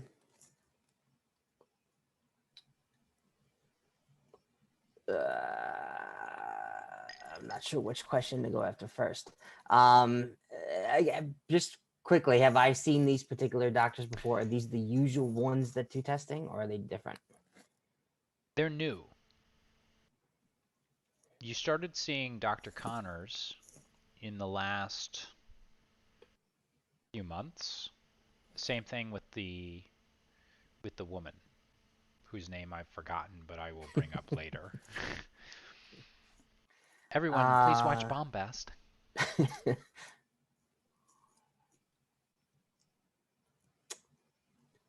All right. Can I quickly use the powers to look at the particular readouts that are on there to kind of fully understand what they have detected and make sure I can play along? Here's what I'm gonna say. If you want to do that, you're not sure right now. You're strapped in. You've got electrodes all over you. You're not sure if you use these powers, it's going to show up as like your imagination would probably tell you it's going to be like a spike. So they might be able. They might say like, "Oh my God, wait a minute, this guy's using his abilities." Okay, that's fair. How much can I actually see just using eyes from where I am in the chair? Using your standard eyes. Yep. Looking around, it's a rather busy-looking laboratory. And when I say busy, I just mean there's a lot of equipment all over the place. It actually looks kind of slow. You've got those two guards that brought you in, Sal and the other one, that are just waiting patiently by the door. Um, Tons of equipment all around, computer terminals, all kinds of things. All right. So any of those screens available? Can I see what they've generated? Make a make an what would we call this? Make a reason roll. Only a 27. Looking around, it's just a lot of like waveforms and like you know bar graphs and charts and things like that, and the data doesn't really seem to mean very much to you, except it looks like you're successfully feigning the fact that your abilities are at Zulu levels. Okay. Then I will wait, see where this goes, and hope that they just put me back in my cell. Okay. So let's cut back to the Helix. So at this point, a scuffle, a kerfuffle, if you will, has begun between Marge and this prisoner, this inmate that she has shoved and thrown across the tarmac. Which is good. Which is This is the distraction that I was hoping for. because you're going to do something? Yes. I'm going to tap Lockjaw, Yeah. follow my lead. And we're going to the container that was dropped because we hate to see productivity lost. We need to keep this thing loading, except even as misbehaving inmates, you do like to make sure that the assembly line moves along efficiently.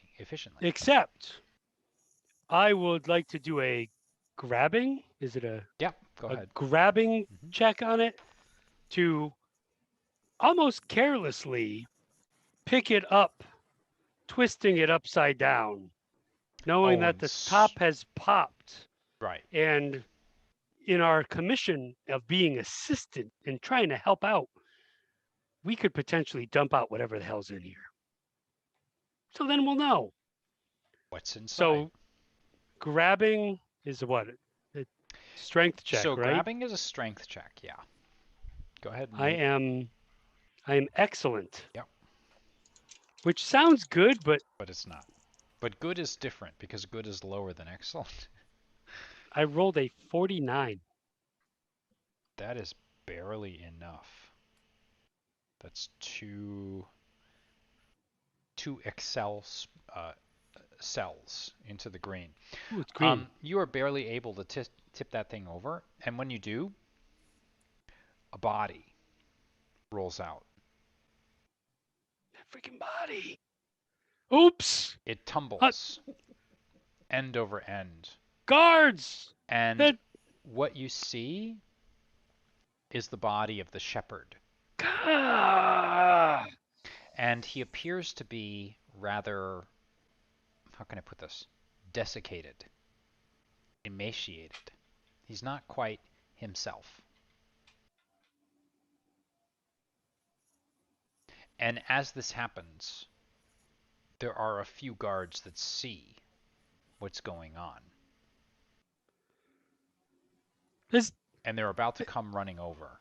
Help! You have a fragment, you have a fraction of a moment to do something. Are you just I'm just going to reach down really quickly and touch the shepherd and do one of my powers is a life detection power, which I use for mutant detection, but it'll work on life as well. Please don't say mutant. Mutant is the intellectual property of Marvel Comics Incorporated. We are I not didn't associated say at all with them. You didn't say mutant. You said mutation, a mutated being. Right. I can detect. Oh, we just went off the air. DNA anomalies, but in this case, I'm just seeing if there's any life left in this raisin. Go right ahead. Of a inmate. A creature. Yeah. Let's call that one. We'll call that one intuition as well, which is amazing. Amazing. Go ahead. And that is a 52. 52. Very good. Nice in the green. Yes, there is life left into it. Holy And shit. tell me how this ability works, because I want to tell you how much I can give you on this. How Well, does it it? wasn't a spectacular roll, so I can't tell too much about the life. Yeah. It's mainly at this point, Ideally, how does it work? ideally just being able to feel that life functions are continuing in Yeah. a normal or abnormal, at least knowing that, or weakened state. At this level, I'd be able to tell that without much more. This And is it will just quickly go throughout his entire body. A systems check, if you will. I like this. Systems check. Running through what you sense is a being that was once human that is now changing into something alien, something otherworldly. This creature was once human and was once the shepherd, was once a friend, someone you knew, but is no longer that creature anymore, no longer that human, and is now mutated into something altogether different and otherworldly. You also get a flash. For a moment, you feel almost as if you're drawn to the center of the tarmac where that weird interdimensional pool opened up and then slammed shut. And then that's it.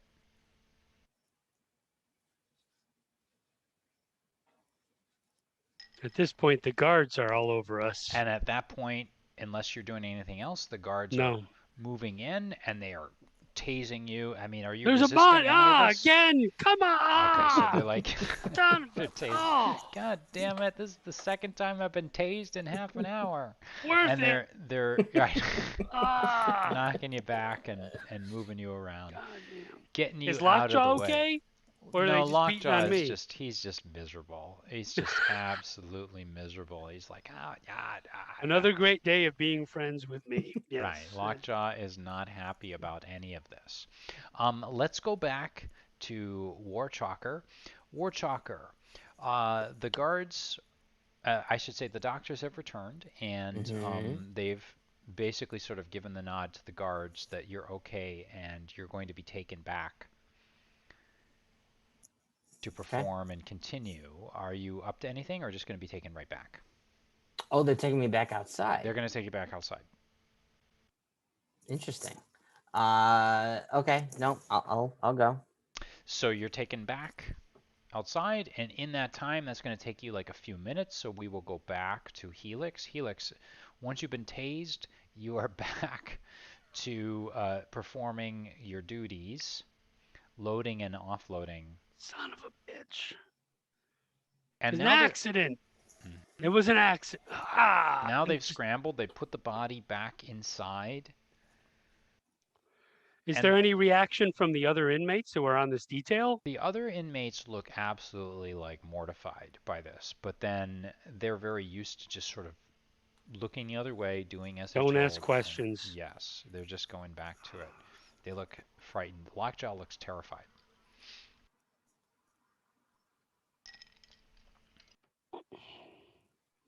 I'm just going to get in line and continue to haul for the duration to try and recover from these ridiculous shockings that I've been subject to. I've got a little twitch right now. See that? Lockjaw, let's keep. I won't have you do anything else. Let's just finish the job. Okay, so you begin hauling and moving crates back and forth one more time. And at this point, Warchalker is brought back to the area and he's prodded back into working, and you're on the other side. And now the two of you are working individually. Well, when I say individually, I mean separately with your partners, taking crates back and forth, loading and unloading. Anything you want to do, or are we going to just... On the way back, I would have taken the sort of quiet opportunity there to see if I can search, I guess, the computer system to learn more about the train that has come in and where it's from and what it's carrying. Okay. Go ahead and make your roll. What are we calling this? Is this attached to reason, Yeah. intuition, or Well, I guess psyche, right? I guess psyche's going to Psyche, be that's controlling correct. the radio wave Okay, go ahead. control. And you're amazing, is that correct? I am, yeah. Yep. 53. With a 53,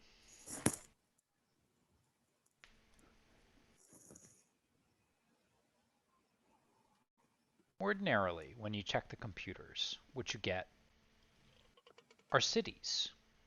Train coming in from Portland, Maine. Train coming in from New York City. Train coming in from Buffalo. In the space where a city should be listed, there's simply a code, D275.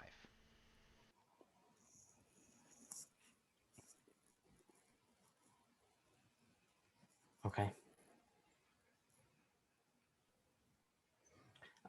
Is there any information on the contents, either in or out? Give me another psyche roll. Well, hold on. I'm gonna retcon that. I'm so sorry. Okay. It doesn't say D7275. It says V. Just V. Just V. Just V. There's no reason for that, ladies and gentlemen. It's just arbitrary letters and numbers that I'm throwing. Pulled it out of thin air. Just no idea what I'm talking about. I just made that up. All right. V. Okay. So the roll unfortunately was an 11 to find out what was in the contents. You got nothing. Okay. Can I search to see how often the V train comes and goes? Sure. Give me Another another roll? psyche. Yep. I can only use karma before the roll, correct? Yeah, before the roll. I'll let you use it now, just for the sake of fun. All right. Then. What do you want to use? 99 points of karma? No. I'm an amazing, so I need to use 1 point of karma to make it a 30. Oh, cool. Okay. Basically, what you get is that this is a brand new shipment, and it's done for the first time. And okay, looking at it, are there special authorizations? Like, was this definitely authorized by the warden? Was it authorized by somebody else? This came down from the warden. Okay.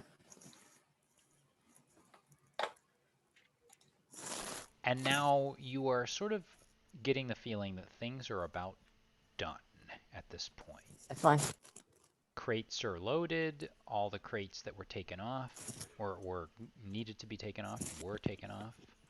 Things are slowing down. A few last things are being closed, locked. I'm going to work myself in lockjaw close enough to Warchalker so we can have some conversation here, because he wasn't around to see that the shepherd was in one of these freaking boxes. So you can have I'll give you a moment to have a brief conversation as you're being kind of moved away from this monorail-like train. Because I'm not wholly insensitive. Where'd they take you? Is everything okay? Yeah, they took me to get tested, but I fooled them again. Although they do have 2 new doctors now. I don't know what their deal is. New doctors. No, it's no good. Yeah. I got some of the vials of stuff that's coming in. They're in my pocket. I'm gonna excellent. Give a quick little flash for flourish, and then we figured out the boxes being loaded on. They're prisoners. They're bodies, but they're not dead. The shepherd's one of them. He's son of a bitch. He was in there. Something's happening to him, but they're taking him away. And there's 12 of them. Do we have any recollection, warden or boss man, of recent other inmates not? Go ahead and make a reason roll. Reason. is 80 is incredible. Yeah. I should have saved that for later, but I rolled a 99. Ugh. As a matter of fact, counting on your fingers and a toe or two, 12 would be about right for the last. Well, it seems as of late, some prisoners have been getting kind of sick. And now that you think about it, there are 11 or 12 B, Cripes Warchalker, maybe. Sneaky Pete, Yep. Sue B, all of those, they gotta be there. That's gotta be them. I guess I'm glad you couldn't make me sick this morning. Could be in a box. It's not good. The venture Not- would have gone in a completely different direction if that had happened.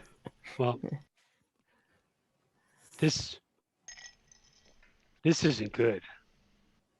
Well, I checked the computers on the way back. This is the first time this train has ever showed up, if you want to call it a train, and it was authorized by the warden. Now they're starting to throw latches, lock things. Or I should say, the prisoners are all being, told to like back off and back away. That's all of us, right? Both groups. It's all We're of all you. Yep, you're all kind of in like the corralled into one area right now. slabs in this mess too, Has presumably. Has he behaved the whole time? Who's he? Slab? I wasn't watching Slab. him. He He was has- offloading them he- things. You could make. I'll let you make an intuition roll. We'll call it that, and sort of try to remember. 74. Well, from what you saw, Warchalker, he was behaving himself. Now, Helix was the one that was there for the entire time. So if he wants to try a roll, No, an intuition check. yeah, Amazing. 61. he appeared to be behaving himself. Now, if you recall, there was that moment where he was shocked by the four beings in the corners that presumably summoned this dimensional, whatever it was. Warchalker, you said that stuff fleshed out of him somehow. Yeah. His tattoos sort of came alive, if you will. Yeah. They're closing up. They're getting ready, and now those four creatures. Are they going to let us watch as it leaves? They're not exactly letting you watch, but they're just corralling you and getting you ready to go up. And those four beings are raising their heads into the sky, and they're starting to sing in the way that they sang earlier on.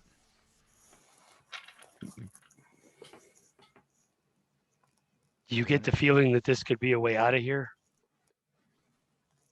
Yeah, absolutely. Could we do, I guess, I don't know.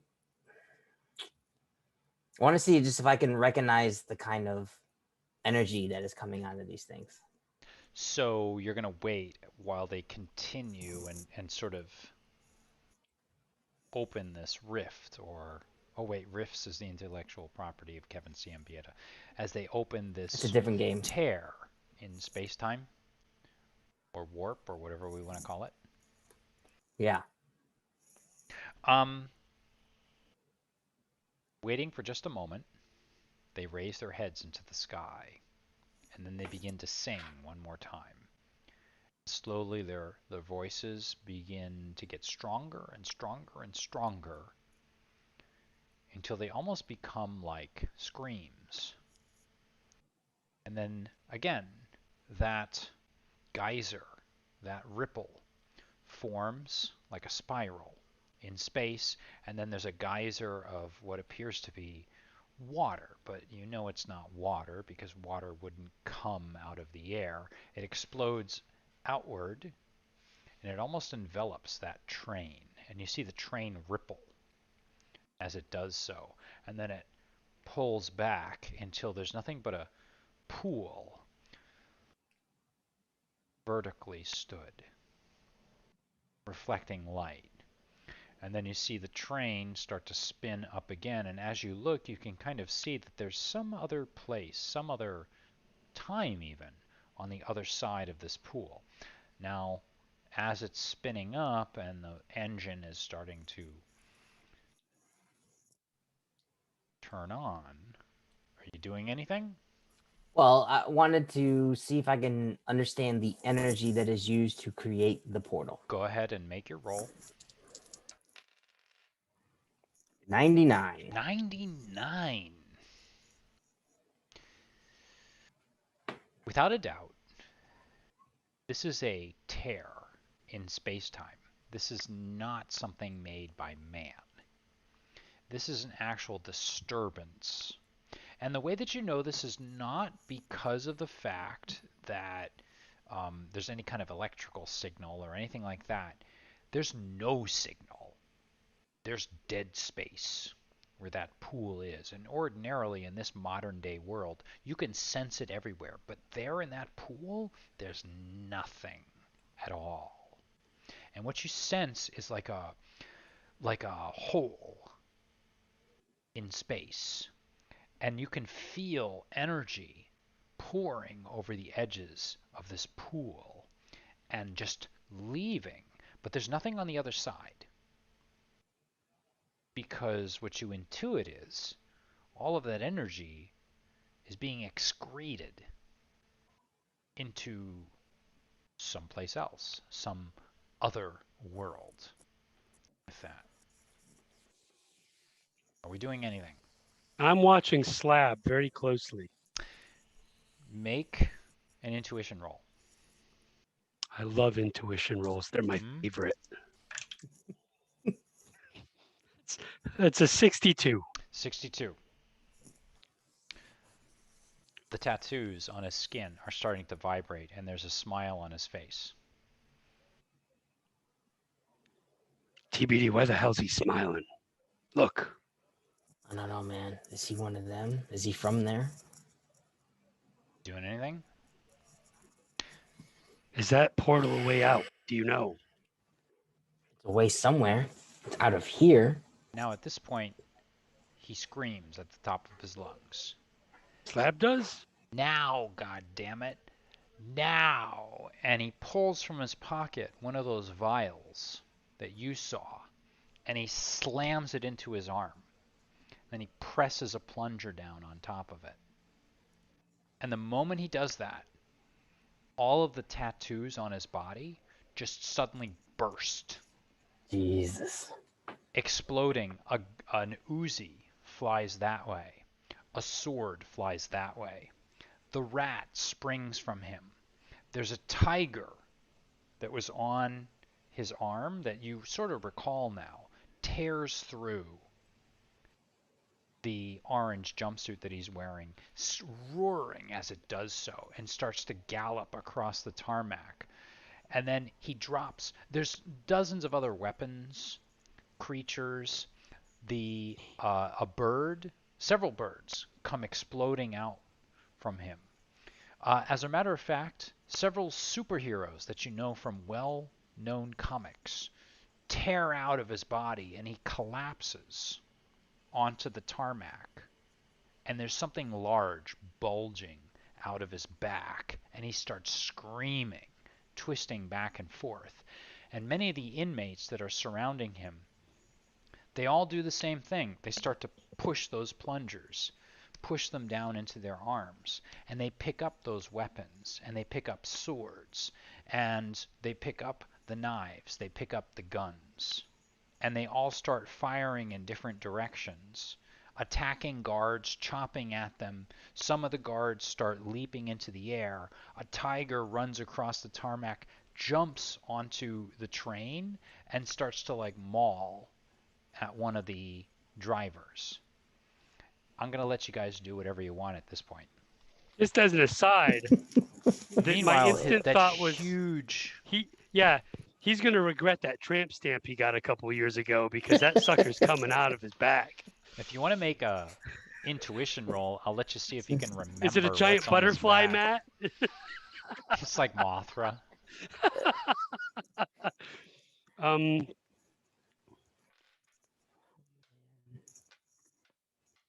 going to make It's a mess now. Yeah. But I'm going to try to make a grab for one of the inmates I saw hit himself with a plunger. Okay. Just to see among all this chaos happening, I'm just going to make a grab for him Anybody in with the. particular? It doesn't. Whoever's close and convenient and isn't spewing an Uzi at the moment. I just want to grab them Mm-hmm. and do a quick, let's call it the scan, to try and see what the hell is happening with their body. I want to know what that plunger is doing to them. So grabbing the first person or the first inmate that you see, I'm gonna call him. What do I call him? Give me a name. Somebody give me a name, and I'll think of a power. Lefty. I'm gonna call him Lefty. So you grab onto Lefty, and Lefty is known as Lefty because of the fact that he has a giant arm that has until now been withered down to nothing, that suddenly explodes and ripples. And as that happens, actually the entire left side of his body begins to just emerge, burst forth from his orange jumpsuit as if it cannot be contained. And he drops to the ground screaming as the left side of his body becomes huge, and you can see his brain actually pushing out and like emerging from his skull. But Lefty's on the ground right now because he's going through this transformation. He's becoming the creature that he once was. So what are you going to do? You're going to make your what's the rank for this particular ability? This ability or power? Is remarkable. Remarkable. Go ahead and make your roll. I have a feeling I rolled a 91. 91. Yes. I have a feeling Yep. that this stuff is just completely eliminating the Zulu 22. It completely is inoculating the inmate from the effects of Zulu 22. It is effectively counterbalancing it, and not just that, it's enhancing it. Oh, you pay. And the feeling you get from this idea, or I should say from touching this being, is that this is actually a street drug. But it's not just any street drug. It's something known as dust. And dust is some sort of unknown substance that's been circulating as of late. And you've been hearing rumors of this in the Paramax prison facility in Deer Island. Dust is actually something that enhances superpowers, bringing them out. The rumors are, some people say, it's other dimensional, it's otherworldly. And now the creatures that have burst forth from the slab are just mauling the guards, tearing at them. And now the creature that's emerging from the back of the slab, you realize, is that dragon tattoo. Oh, Jesus. That you've seen on his back so many times in the shower and admired from afar. Only at sideways glances. That's right. Right. And as it emerges, hot, molten lava begins to burst forth because you've just remembered that the dragon is standing on top of an erupting volcano. Oh, shit. And a Doc, volcano... you said you had 2 vials, right, Doc? I got 2. Remarkably enough, when I reached in, I extracted 2. This stuff will completely wash over you and enhance your powers. It certainly looks like it. TBD one, and without any further ado, I'm just gonna plunge one right to my own arm. Let's level the playing field. I need both of you guys to make psyche rolls. Don't worry, no particular reason. Just make psyche rolls for fun. This is just for fun. It's a game. It's a game. TPK. 45. 45? 98. Woo! Okay. So, with a 98, you are completely under control of all your abilities. And in fact, all of your abilities with a 98 are column shifted by 2 ranks. Good God. All right. With a, what was it, a 48 you said? 45. 45. Oh, 45. Thank you for playing. Here's a copy of our home game. With a 45, you are column shifted by 4. Oh boy. However, Oh boy. the caveat here is you've gone completely wild and are unable to properly control your abilities. Oh no. So we will be rolling on a little table I made up to see what happens for the next, I don't know, few minutes or so. So, at this point, the two of you, Helix, are knocked to the ground, and you do your best to kind of get your bearings, and you manage to sort of hold on, and you just feel imbued with power like you've never had before. For you, Warchalker, you feel nuts. You feel terrified of the ability. You look around you, and what you see are waves. You see waves of cellular for the cellular phones. You see television waves. You see Wi-Fi waves. You don't actually see people as people anymore. You see them as like streams of data. And as far as you know, what you're really looking at are the data that makes up who we are as people in the cosmos. But this could be just some trippy sort of illusion that you have. Okay. What do you guys want to do at this point? And by the way, one of those data waves is this enormous dragon that's just jumping around, and it's grabbed onto the train, and it's shaking it back and forth as it's trying to make its way. Guards are running and scrambling, and they're firing, and then you see other inmates as they're I trying to got something fight if you want. Go ahead. I got something.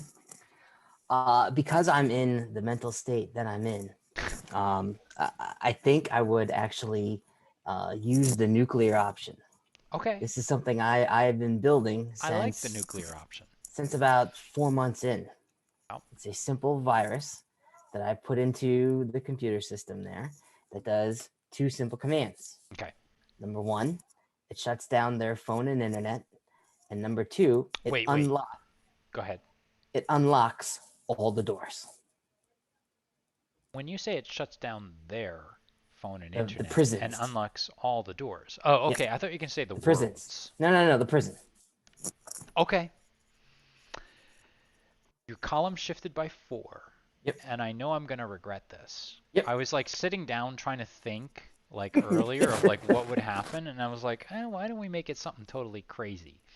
I don't know if I'm going to regret this or not. Okay, so hold on a second. What are you doing, Helix, meanwhile? That dragon's just stomping around? It's just alighted and landed onto the train, and it's like shaking it back and forth, and now the train is trying to make its way back, and you can see everyone's going nuts at this point, trying to figure out what to do. It's just chaos. Where's Slab? Slab is on the ground trying to recover. Okay. I am going to run up to Slab and give him a duck, duck, goose on the head. And feeling the surging power, I am going to screw with his hormonal control, his serotonin and dopamine, make him fly up and down to make him completely a train wreck, sad, miserable, depressed mess. Okay. And so this means he's going to be like ineffective and kind of down for the count. Yes. Okay. That's the least I can do. What's your rank in this? With a 2 level shifts, it's going to be monstrous. Okay. You don't. Go ahead and roll. I rolled a 79. The moment you touch him, he looks up at you, and you see those white hot magma eyes as they stare at you, and a flare of light from either one of them. And then suddenly, as three-dimensional as he was before, he suddenly becomes two-dimensional an illustration, a tattoo, if you will, not unlike what the tattoos were that were on his Huh. arms before. And he starts to move and flex back and forth, twisting and turning, and raising his head and screaming towards the sky. What are you up to at this point? And we'll see what he does in just a moment. But what are you up to at this point, Warchalker? Well, it depends. Have I successfully launched that code to? Oh, go ahead. You were you were column shifted by 4. I know I'm gonna regret this. Originally, you were what? I'm sorry. Which Amazing. power is this again? Yes. You are shift Y, which is like almost beyond our level. Make her count, Warchalker. Make her count. Nope. That's a 4. Wow. Not bad. I mean, not bad in not destroying the world. So Destroying the world, just opening up the prison. at a column 4 shift, what essentially happens is that you build up a tremendous amount of energy, which you suddenly radiate outside of your body, and it ripples like a stone thrown into a pond through everyone around you, and there's a sudden explosion, a violent explosion of air as everyone is knocked to the ground, including the dragon, which is knocked tumbling end over end off of the train, and the train begins to rock back and forth as this happens. It knocks everyone to the ground.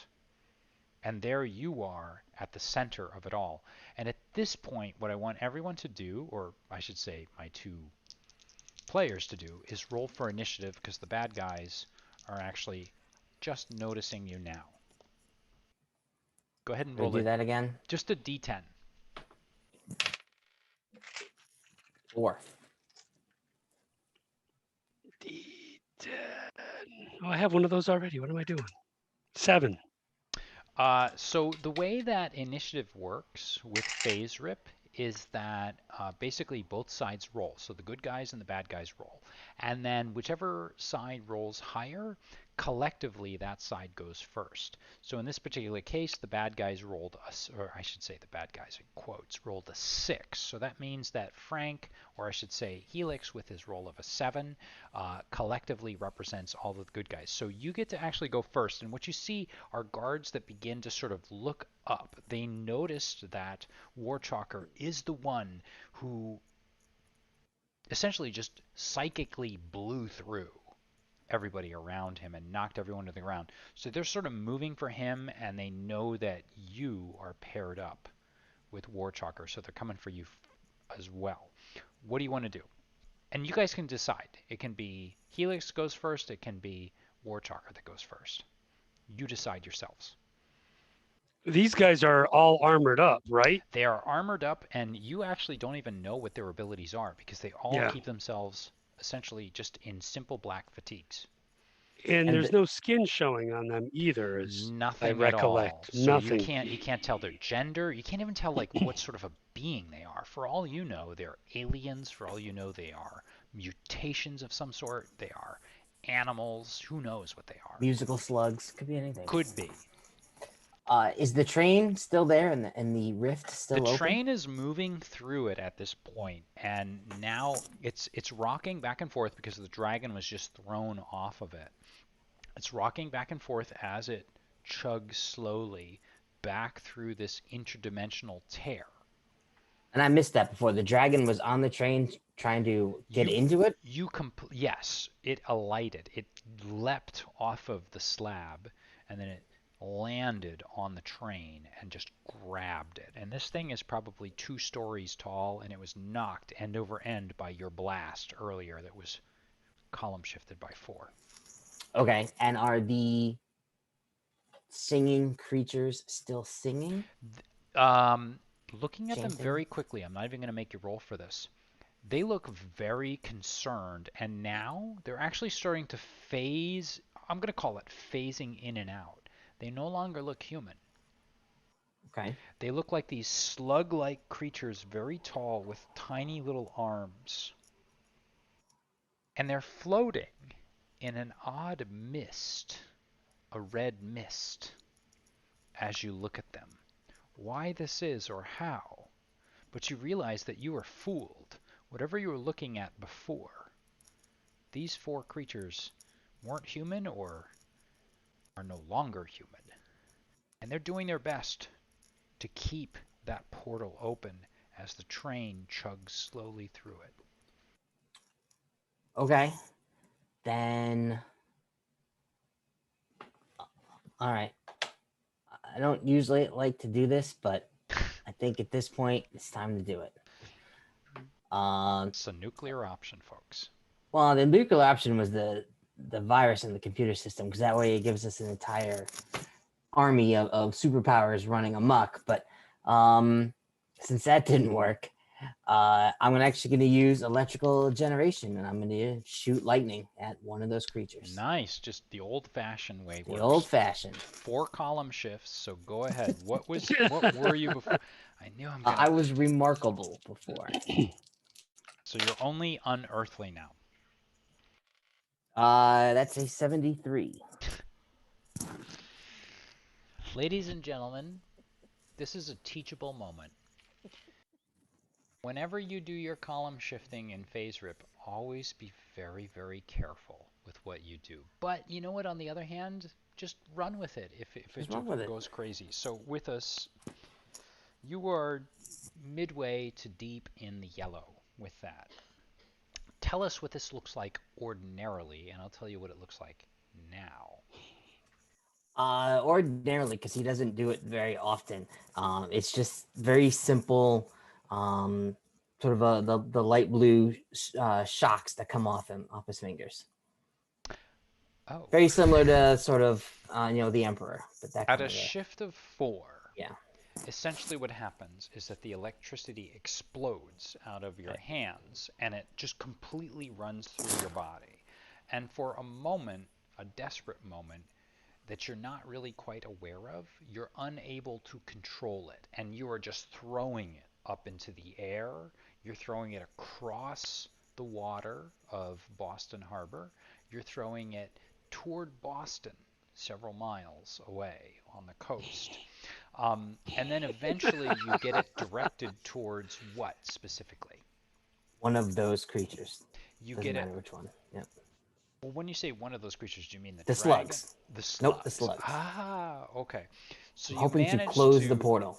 You managed to get it directed towards one of them, and immediately you see it become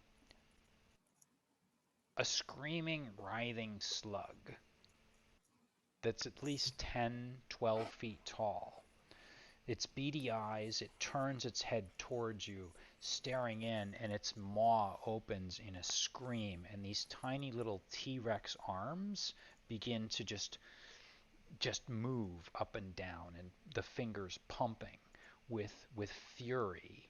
And the moment that happens, what you see is a quarter of this portal begin to collapse, and the train, as it's moving through, smashes into it as if it's caught on one of the collapsing portals, but it continues going, rocking back and forth.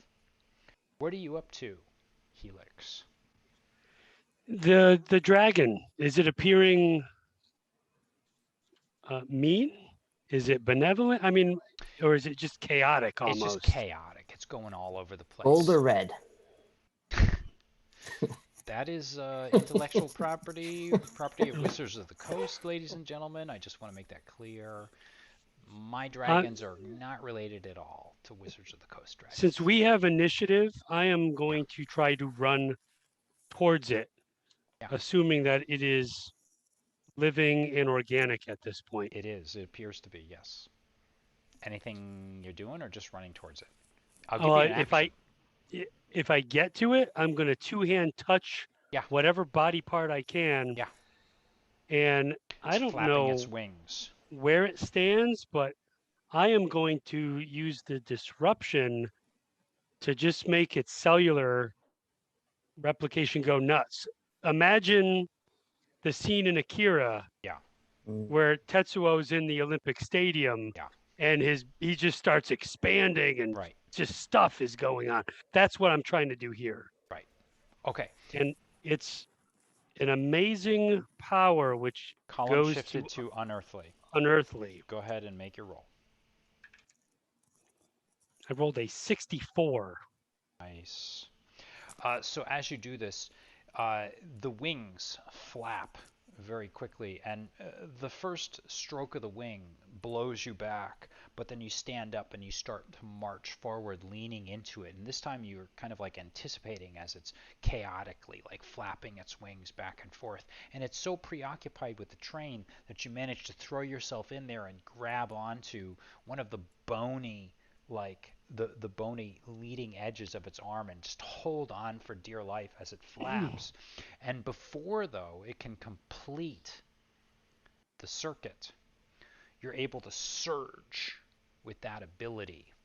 And suddenly, cancerous growths begin to boil out of its arm, going up and down along that leading edge of its wing. And you can see these protrusions as they just pop and boil over, weight its wing down, and then pull it to one side. And the thing looks at you, hisses and screams, and as it does so, smoke, soot, ash, and a lick of flame come out, roll along the tarmac,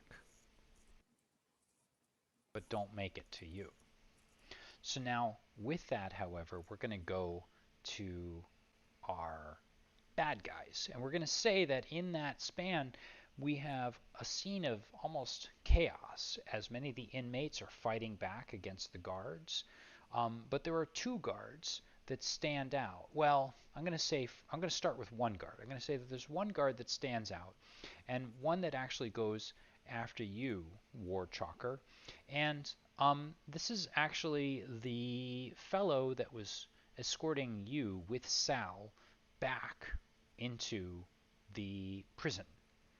And this guy you recognize now. This is actually one of the four horsemen, one of the four deer hunters. And that means whenever you see these deer hunters, you know that not far behind is actually the warden. This is the one called Replay. Replay is called Replay because he does everything twice. If he fails the first time, he just comes at you the second. And so Replay comes at you, swinging a baton end over end. Now, there's nothing to worry about as far as his super abilities go, because he essentially doesn't have any super like strength or super endurance, but he can do everything twice. So if he misses the first time, he's going to try it the second. So he comes at you with a very simple edged attack because he's swinging what appears to be an electrical baton at you, and he scores a 97, which is very much a hit, and he does 26 points of damage. Okay, there's no defense for that? No, this is Marvel superheroes. Okay. Take it. Great. How much was that? 26. Again, 26? Sure. It's going to be a short game, fellas. Go ahead. Close, aren't you? Okay. Yeah. So the second is the dragon creature that turns itself toward you, Helix. And the dragon creature rears back and just simply blows fire straight at you. With a 91, this might be a short game. With a 91, he clearly strikes you.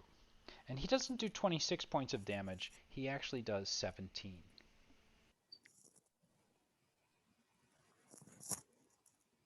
And now that train is sort of moving through, and it's hung up on that portal because that one creature, slug-like creature that's in the red mist, is completely knocked out at this point. So it's back to you two now. We're back at the top of the round. Any Light it up, you can Warchalker. choose All whatever right, all way you right, want I'll to go. go. Yeah. Can I do an effect two power uses in the same turn? I'm gonna say yes, based on the fact that you were just like knocked 4 columns to the right. Absolutely, we could do that. But let's say this: you can do Okay. two. You can take Mm-hmm. 2 actions, but we're gonna make Mm-hmm. them 2 shifts, not 4 each. How about that? Make sense? Okay, that's fair. Yeah. The first thing I want to do Yeah. is a power that I've actually never done in public before. It's So carrier wave, please. Oh, okay, good. I was which worried it is was going to be something we didn't want to talk about no, on YouTube, but go no, ahead. Carry no. your wave. Okay. Carrier wave. It's using energy to help me fly. Cool. Fly. So I want to fly up in the air and get away from this deer hunter. Cool. Okay. Oh, there you go. It is only a level of good, but I rolled an 87. Even with a column shift of 2? Oh no, I'm sorry. Good is the base, so add 2 from Was good. remarkable. And your roll Right. was? 87. Oh yeah, easily. So you're easily. How do you want to like get up into the air with this? Basically just the energy, the radio waves, whatever, come up from behind me and just kind of propel me up. Boom, they move you up. And so Yeah. what kind of vantage point are you trying to get from this? I definitely want to get higher and move over closer to the slugs. Okay, so you're And able to then do that and get yourself power into number 2 is to shoot the one that was diagonal from the one I hit before. the one kitty corner from the one Yep. that you hit. Okay, so go ahead and make your roll for that. It's only a 42, but it But column shifted. started at amazing, so it kicks up 2 from there. Oh, that's easily going to hit. So you Alright. let loose one more time, and you have a very similar effect on this other one. And so you hit it in a very similar way. It begins to scream. You see the red mist swirling around it like a tornado. And then with that, there is a second corner that collapses.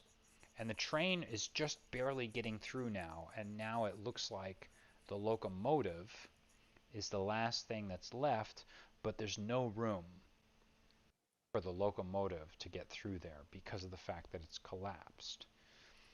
So, I was hoping what to are we keep up? one car, but there you go. Yeah. What are you up to, Helix? How's that dragon looking? The dragon looks like he's really angry at you.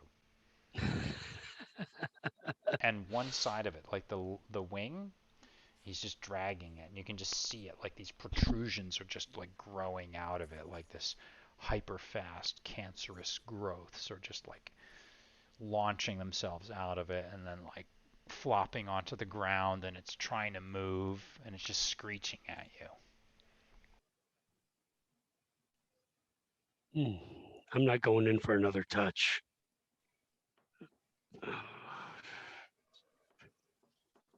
Where's that tiger at?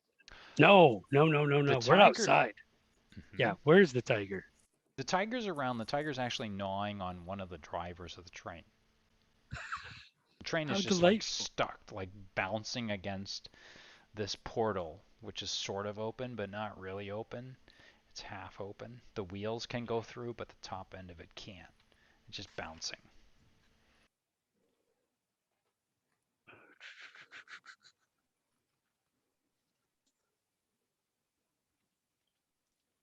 I'm going to clear away from this freaking dragon. I'm going to go find TBD in the mess. You can see him because he's just like floating, riding those carrier waves. You can see him up there. He's up there. Yeah. I'm going to head towards him and let the dragon chase me as it continues to blow itself apart. It's trying and to move create towards you. Yeah. more of a distraction on this bloody landing pad with all the mess going on. I hope he drags itself right across. Maybe he'll find himself a guard on the way. So I'm just leading him on. That's what I'll do. So as you do that, the dragon is turning to sort of track with you, and you can see it huffing and puffing as the left side, as his wing begins to just get bigger and bigger, swelling up. It looks like it's a victim of like radiation poisoning or something, as these tumors are just popping up left and right, and like it's starting to bleed and look just absolutely awful. This is completely hindering it. As this happens, you hear the siren begin to wail from the prison. And as it begins to wail, you can see and you look up as the prison inmates, as well, I'm not going to say inmates, as lights begin to flash, fires begin to boil over from inside. Something's going on, and it's related to whatever it is that's going on down here. Whatever it was that the slab did is actually rippling through into the prison. And you can see and you can hear guards screaming and shouting as they come running out. And it's complete chaos at this point, and it's almost like no one is paying any attention to what's going on. Some people are fighting other, like guards are fighting inmates. Inmates are like dashing toward guards and stabbing them. They're attacking them. They're firing off. It's actually complete chaos, and at this point, I'm going to say there's no initiative anymore. It's just a mess. It's so messy, there's no initiative. I What do you imagine wanna it do? being like a continuous camera shot, just going through all of the tiger goes by, Yes, fire, guards screaming, that's just essentially it. And you start to beautiful. hear, actually, in the background, there's a sound of what may be helicopters approaching. And that siren keeps whining. Yeah. Up and down. And now that portal is snapping and hissing. Well, I want to finish off the other two to make sure the portal closes. Yeah. And then I want to land and try and find Helix and say, maybe this is a good time to leave. And I'm curious about his flying. We haven't had to see that. Yeah, you're like, I inside didn't know the prison. If he can fly, maybe we can get out of here. Only when he column shifts by 4.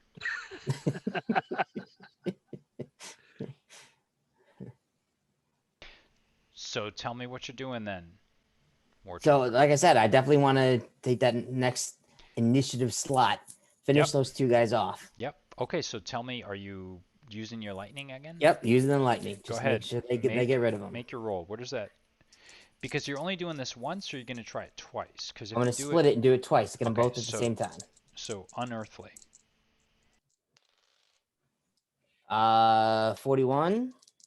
That does indeed hit. And 94. First one hits really hard, knocking that creature over, whatever it is, and it starts screeching and screaming the same way that the others did prior to this. But that fourth one, that 94, it hits it, and it just knocks it actually out into the bay, Massachusetts Bay, Boston Harbor. And the thing screams, and you can see the slug twisting and turning as it turns end over end, splashes down into the water, and begins to scream and hiss and snap as it claws at the shore and throws rocks this way and that way. But more importantly, as this happens, what you see is that portal collapse with a thunder crack of noise, like the sound barrier being broken. Once again, everyone within a half-mile radius is knocked to the ground. Every single person around you. All of you are thrown to the ground, and you can see a tidal wave as it ripples out across Boston Harbor, heading toward Boston proper as this happens. What are you up to, Helix? I'm tracking Warchalker right now, and I'm looking easy to find. I know he's still like doing his thing. Mm-hmm. Dragon's still tracking me. The dragon is knocked to the ground. Yeah, that's good. And it's just trying to deal with this cancerous growth that you've turned its wing into. At this point, I'm trying to find an exit for both of us, and maybe even Skids and Lockjaw. They've been such good friends. Are either one of them around? Skids and Lockjaw, who are Have they completely in this skedaddled? chaos, just like look up and they look at you and they're like, "Oh, you didn't forget us." No. No, I'm going to round them up and try to draw them to a safe quarter. Anywhere. They come right by and they come right to your side and they're like, "What are we doing, boss? This is a mess. What are we doing?" We Let's have get to out get of out here. of here. Some way, somehow. No kidding, but you're like in charge. Oh boy. Are we in trouble now? You're the doc. You're the doc.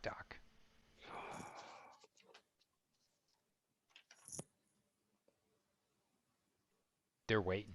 How far is the island offshore? 7 miles offshore.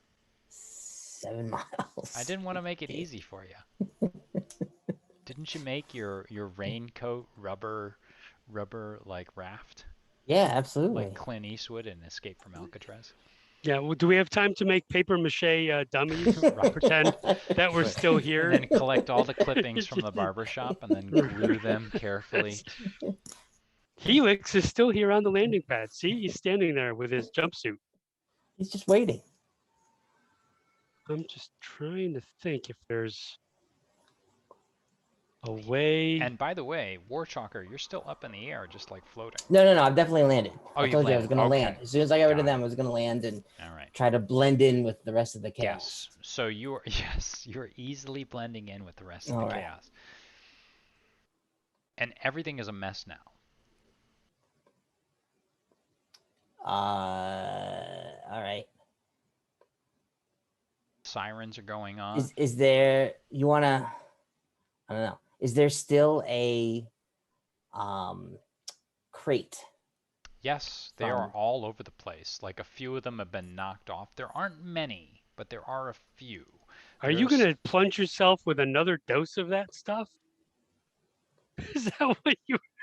No, I don't think so. But I thought maybe we could float away in a crate. Ooh.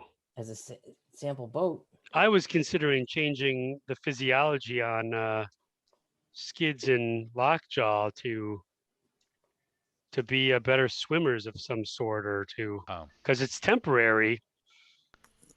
I can't do myself, so the whole flying thing makes me nervous. No one's got use them as a flotation device, and I could make them inflate like a puffer fish. You could. That's not very sporting. No, it's not very nice. We could. Right. I don't know how long this lasts, but we could try to maybe get in the crate, and I can use waves to propel us across. No one is really paying attention at this point. It is a mess. Yeah. It's chaotic. That's my plan. That sounds great. Let's get that going. If anything. Are you pulling one of the crates with a body? That's the bigger one. Yeah, if we have one with a body, that would be. Make an intuition roll. Oh boy. 8. Oh.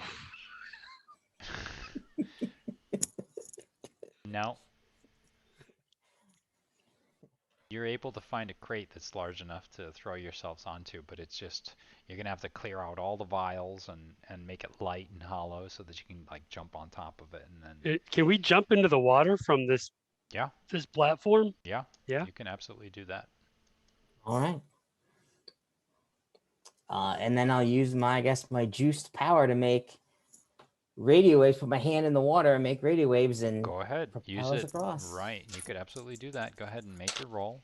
I'm still column shifting by 2 or 4, depending on what you want to. 4. I'm gonna dump it all into this. Yep. Go propulsion. Ahead. Yep. So it started as amazing. Yep. And I rolled a 57. Easily. You guys throw yourselves into this coffin-like crate, and you're able to propel yourself across. And as you kind of throw yourself into this thing, you toss the vials left and right. Can we keep some? Yeah, Absolutely. Excellent. You can keep like a few dozen if you want to, just Yeah, load it'd them be up Everything great. you as can a carry. yeah, Yeah. absolutely. We'll figure out how many it is later. But as you're able to propel yourself forward, you can definitely tell that the thing that you're in right now is not anything you recognize as man-made, nothing you've ever seen before. Now, I'm not going to declare it as something that's otherworldly, because like I was saying before, it's not uncommon to see all these new inventions with everything that's going on with para-abilities, para-human abilities. Um, it's not unusual to see new things on almost a daily basis. But whatever this material is that this thing is made out of, it's like nothing you've ever really seen before. And the surface has got that oil slick like metallic kind of look to it. And Does Mhm. does that material? I'll touch it. Well, because I'm on it. Does it have any sort of independent life force? Make a psyche roll. Is it the same Psyche. same material as the train? Yeah, everything that we've I'm going to say seen. yes, it is. Okay. Just looking at it very quickly. Yep. Psyche's remarkable, and I rolled a 60. 60. Oh, with a shift, it'd be amazing. Yeah. Yeah, so you're deep in the green. Which is Looking into it, what you see is your own past. dear God. It- It ripples. The material A ripples, twin and you brother can and see sister? yourself as like a child. You see yourself growing up. You see yourself going to medical school. You see yourself through the accident one more time. so much of this stuff has been repressed. This is flooding back, right? And A lot of my slowly, memories got suppressed as part of our trip here to Deer Island. slowly but surely, you guys make your way using this thing as a flotation device, making your way back to Boston proper. And after several hours of paddling and several hours of trying to keep yourself out of view, several hours of stopping every once in a while to sort of put yourself underwater and make sure that a boat doesn't see you, you do eventually manage to make your way back to the shore. Wash up, bring yourselves back to Boston. Anything in particular you're going to try and do at this point?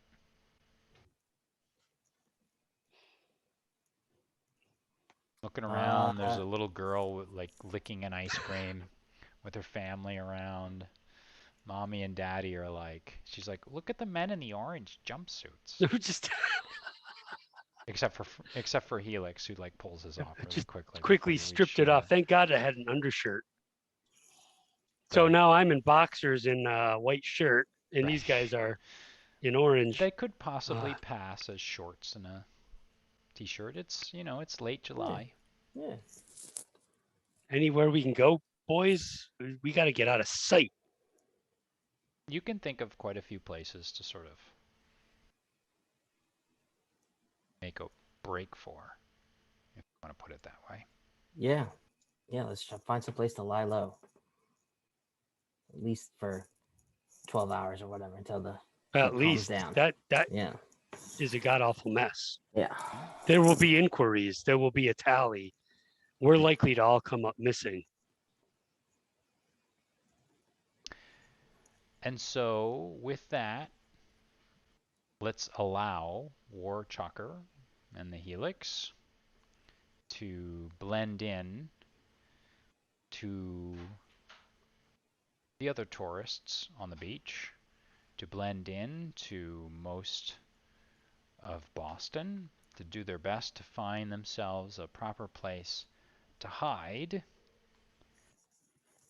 If you like what you saw tonight, please do like and subscribe. We're going to be back with one final solo adventure next Friday with another guest. special player. And then we'll be back at the end of August and early September with a special crossover event. So thank you very much for watching tonight. To all of you folks out there, happy gaming. See you at the table.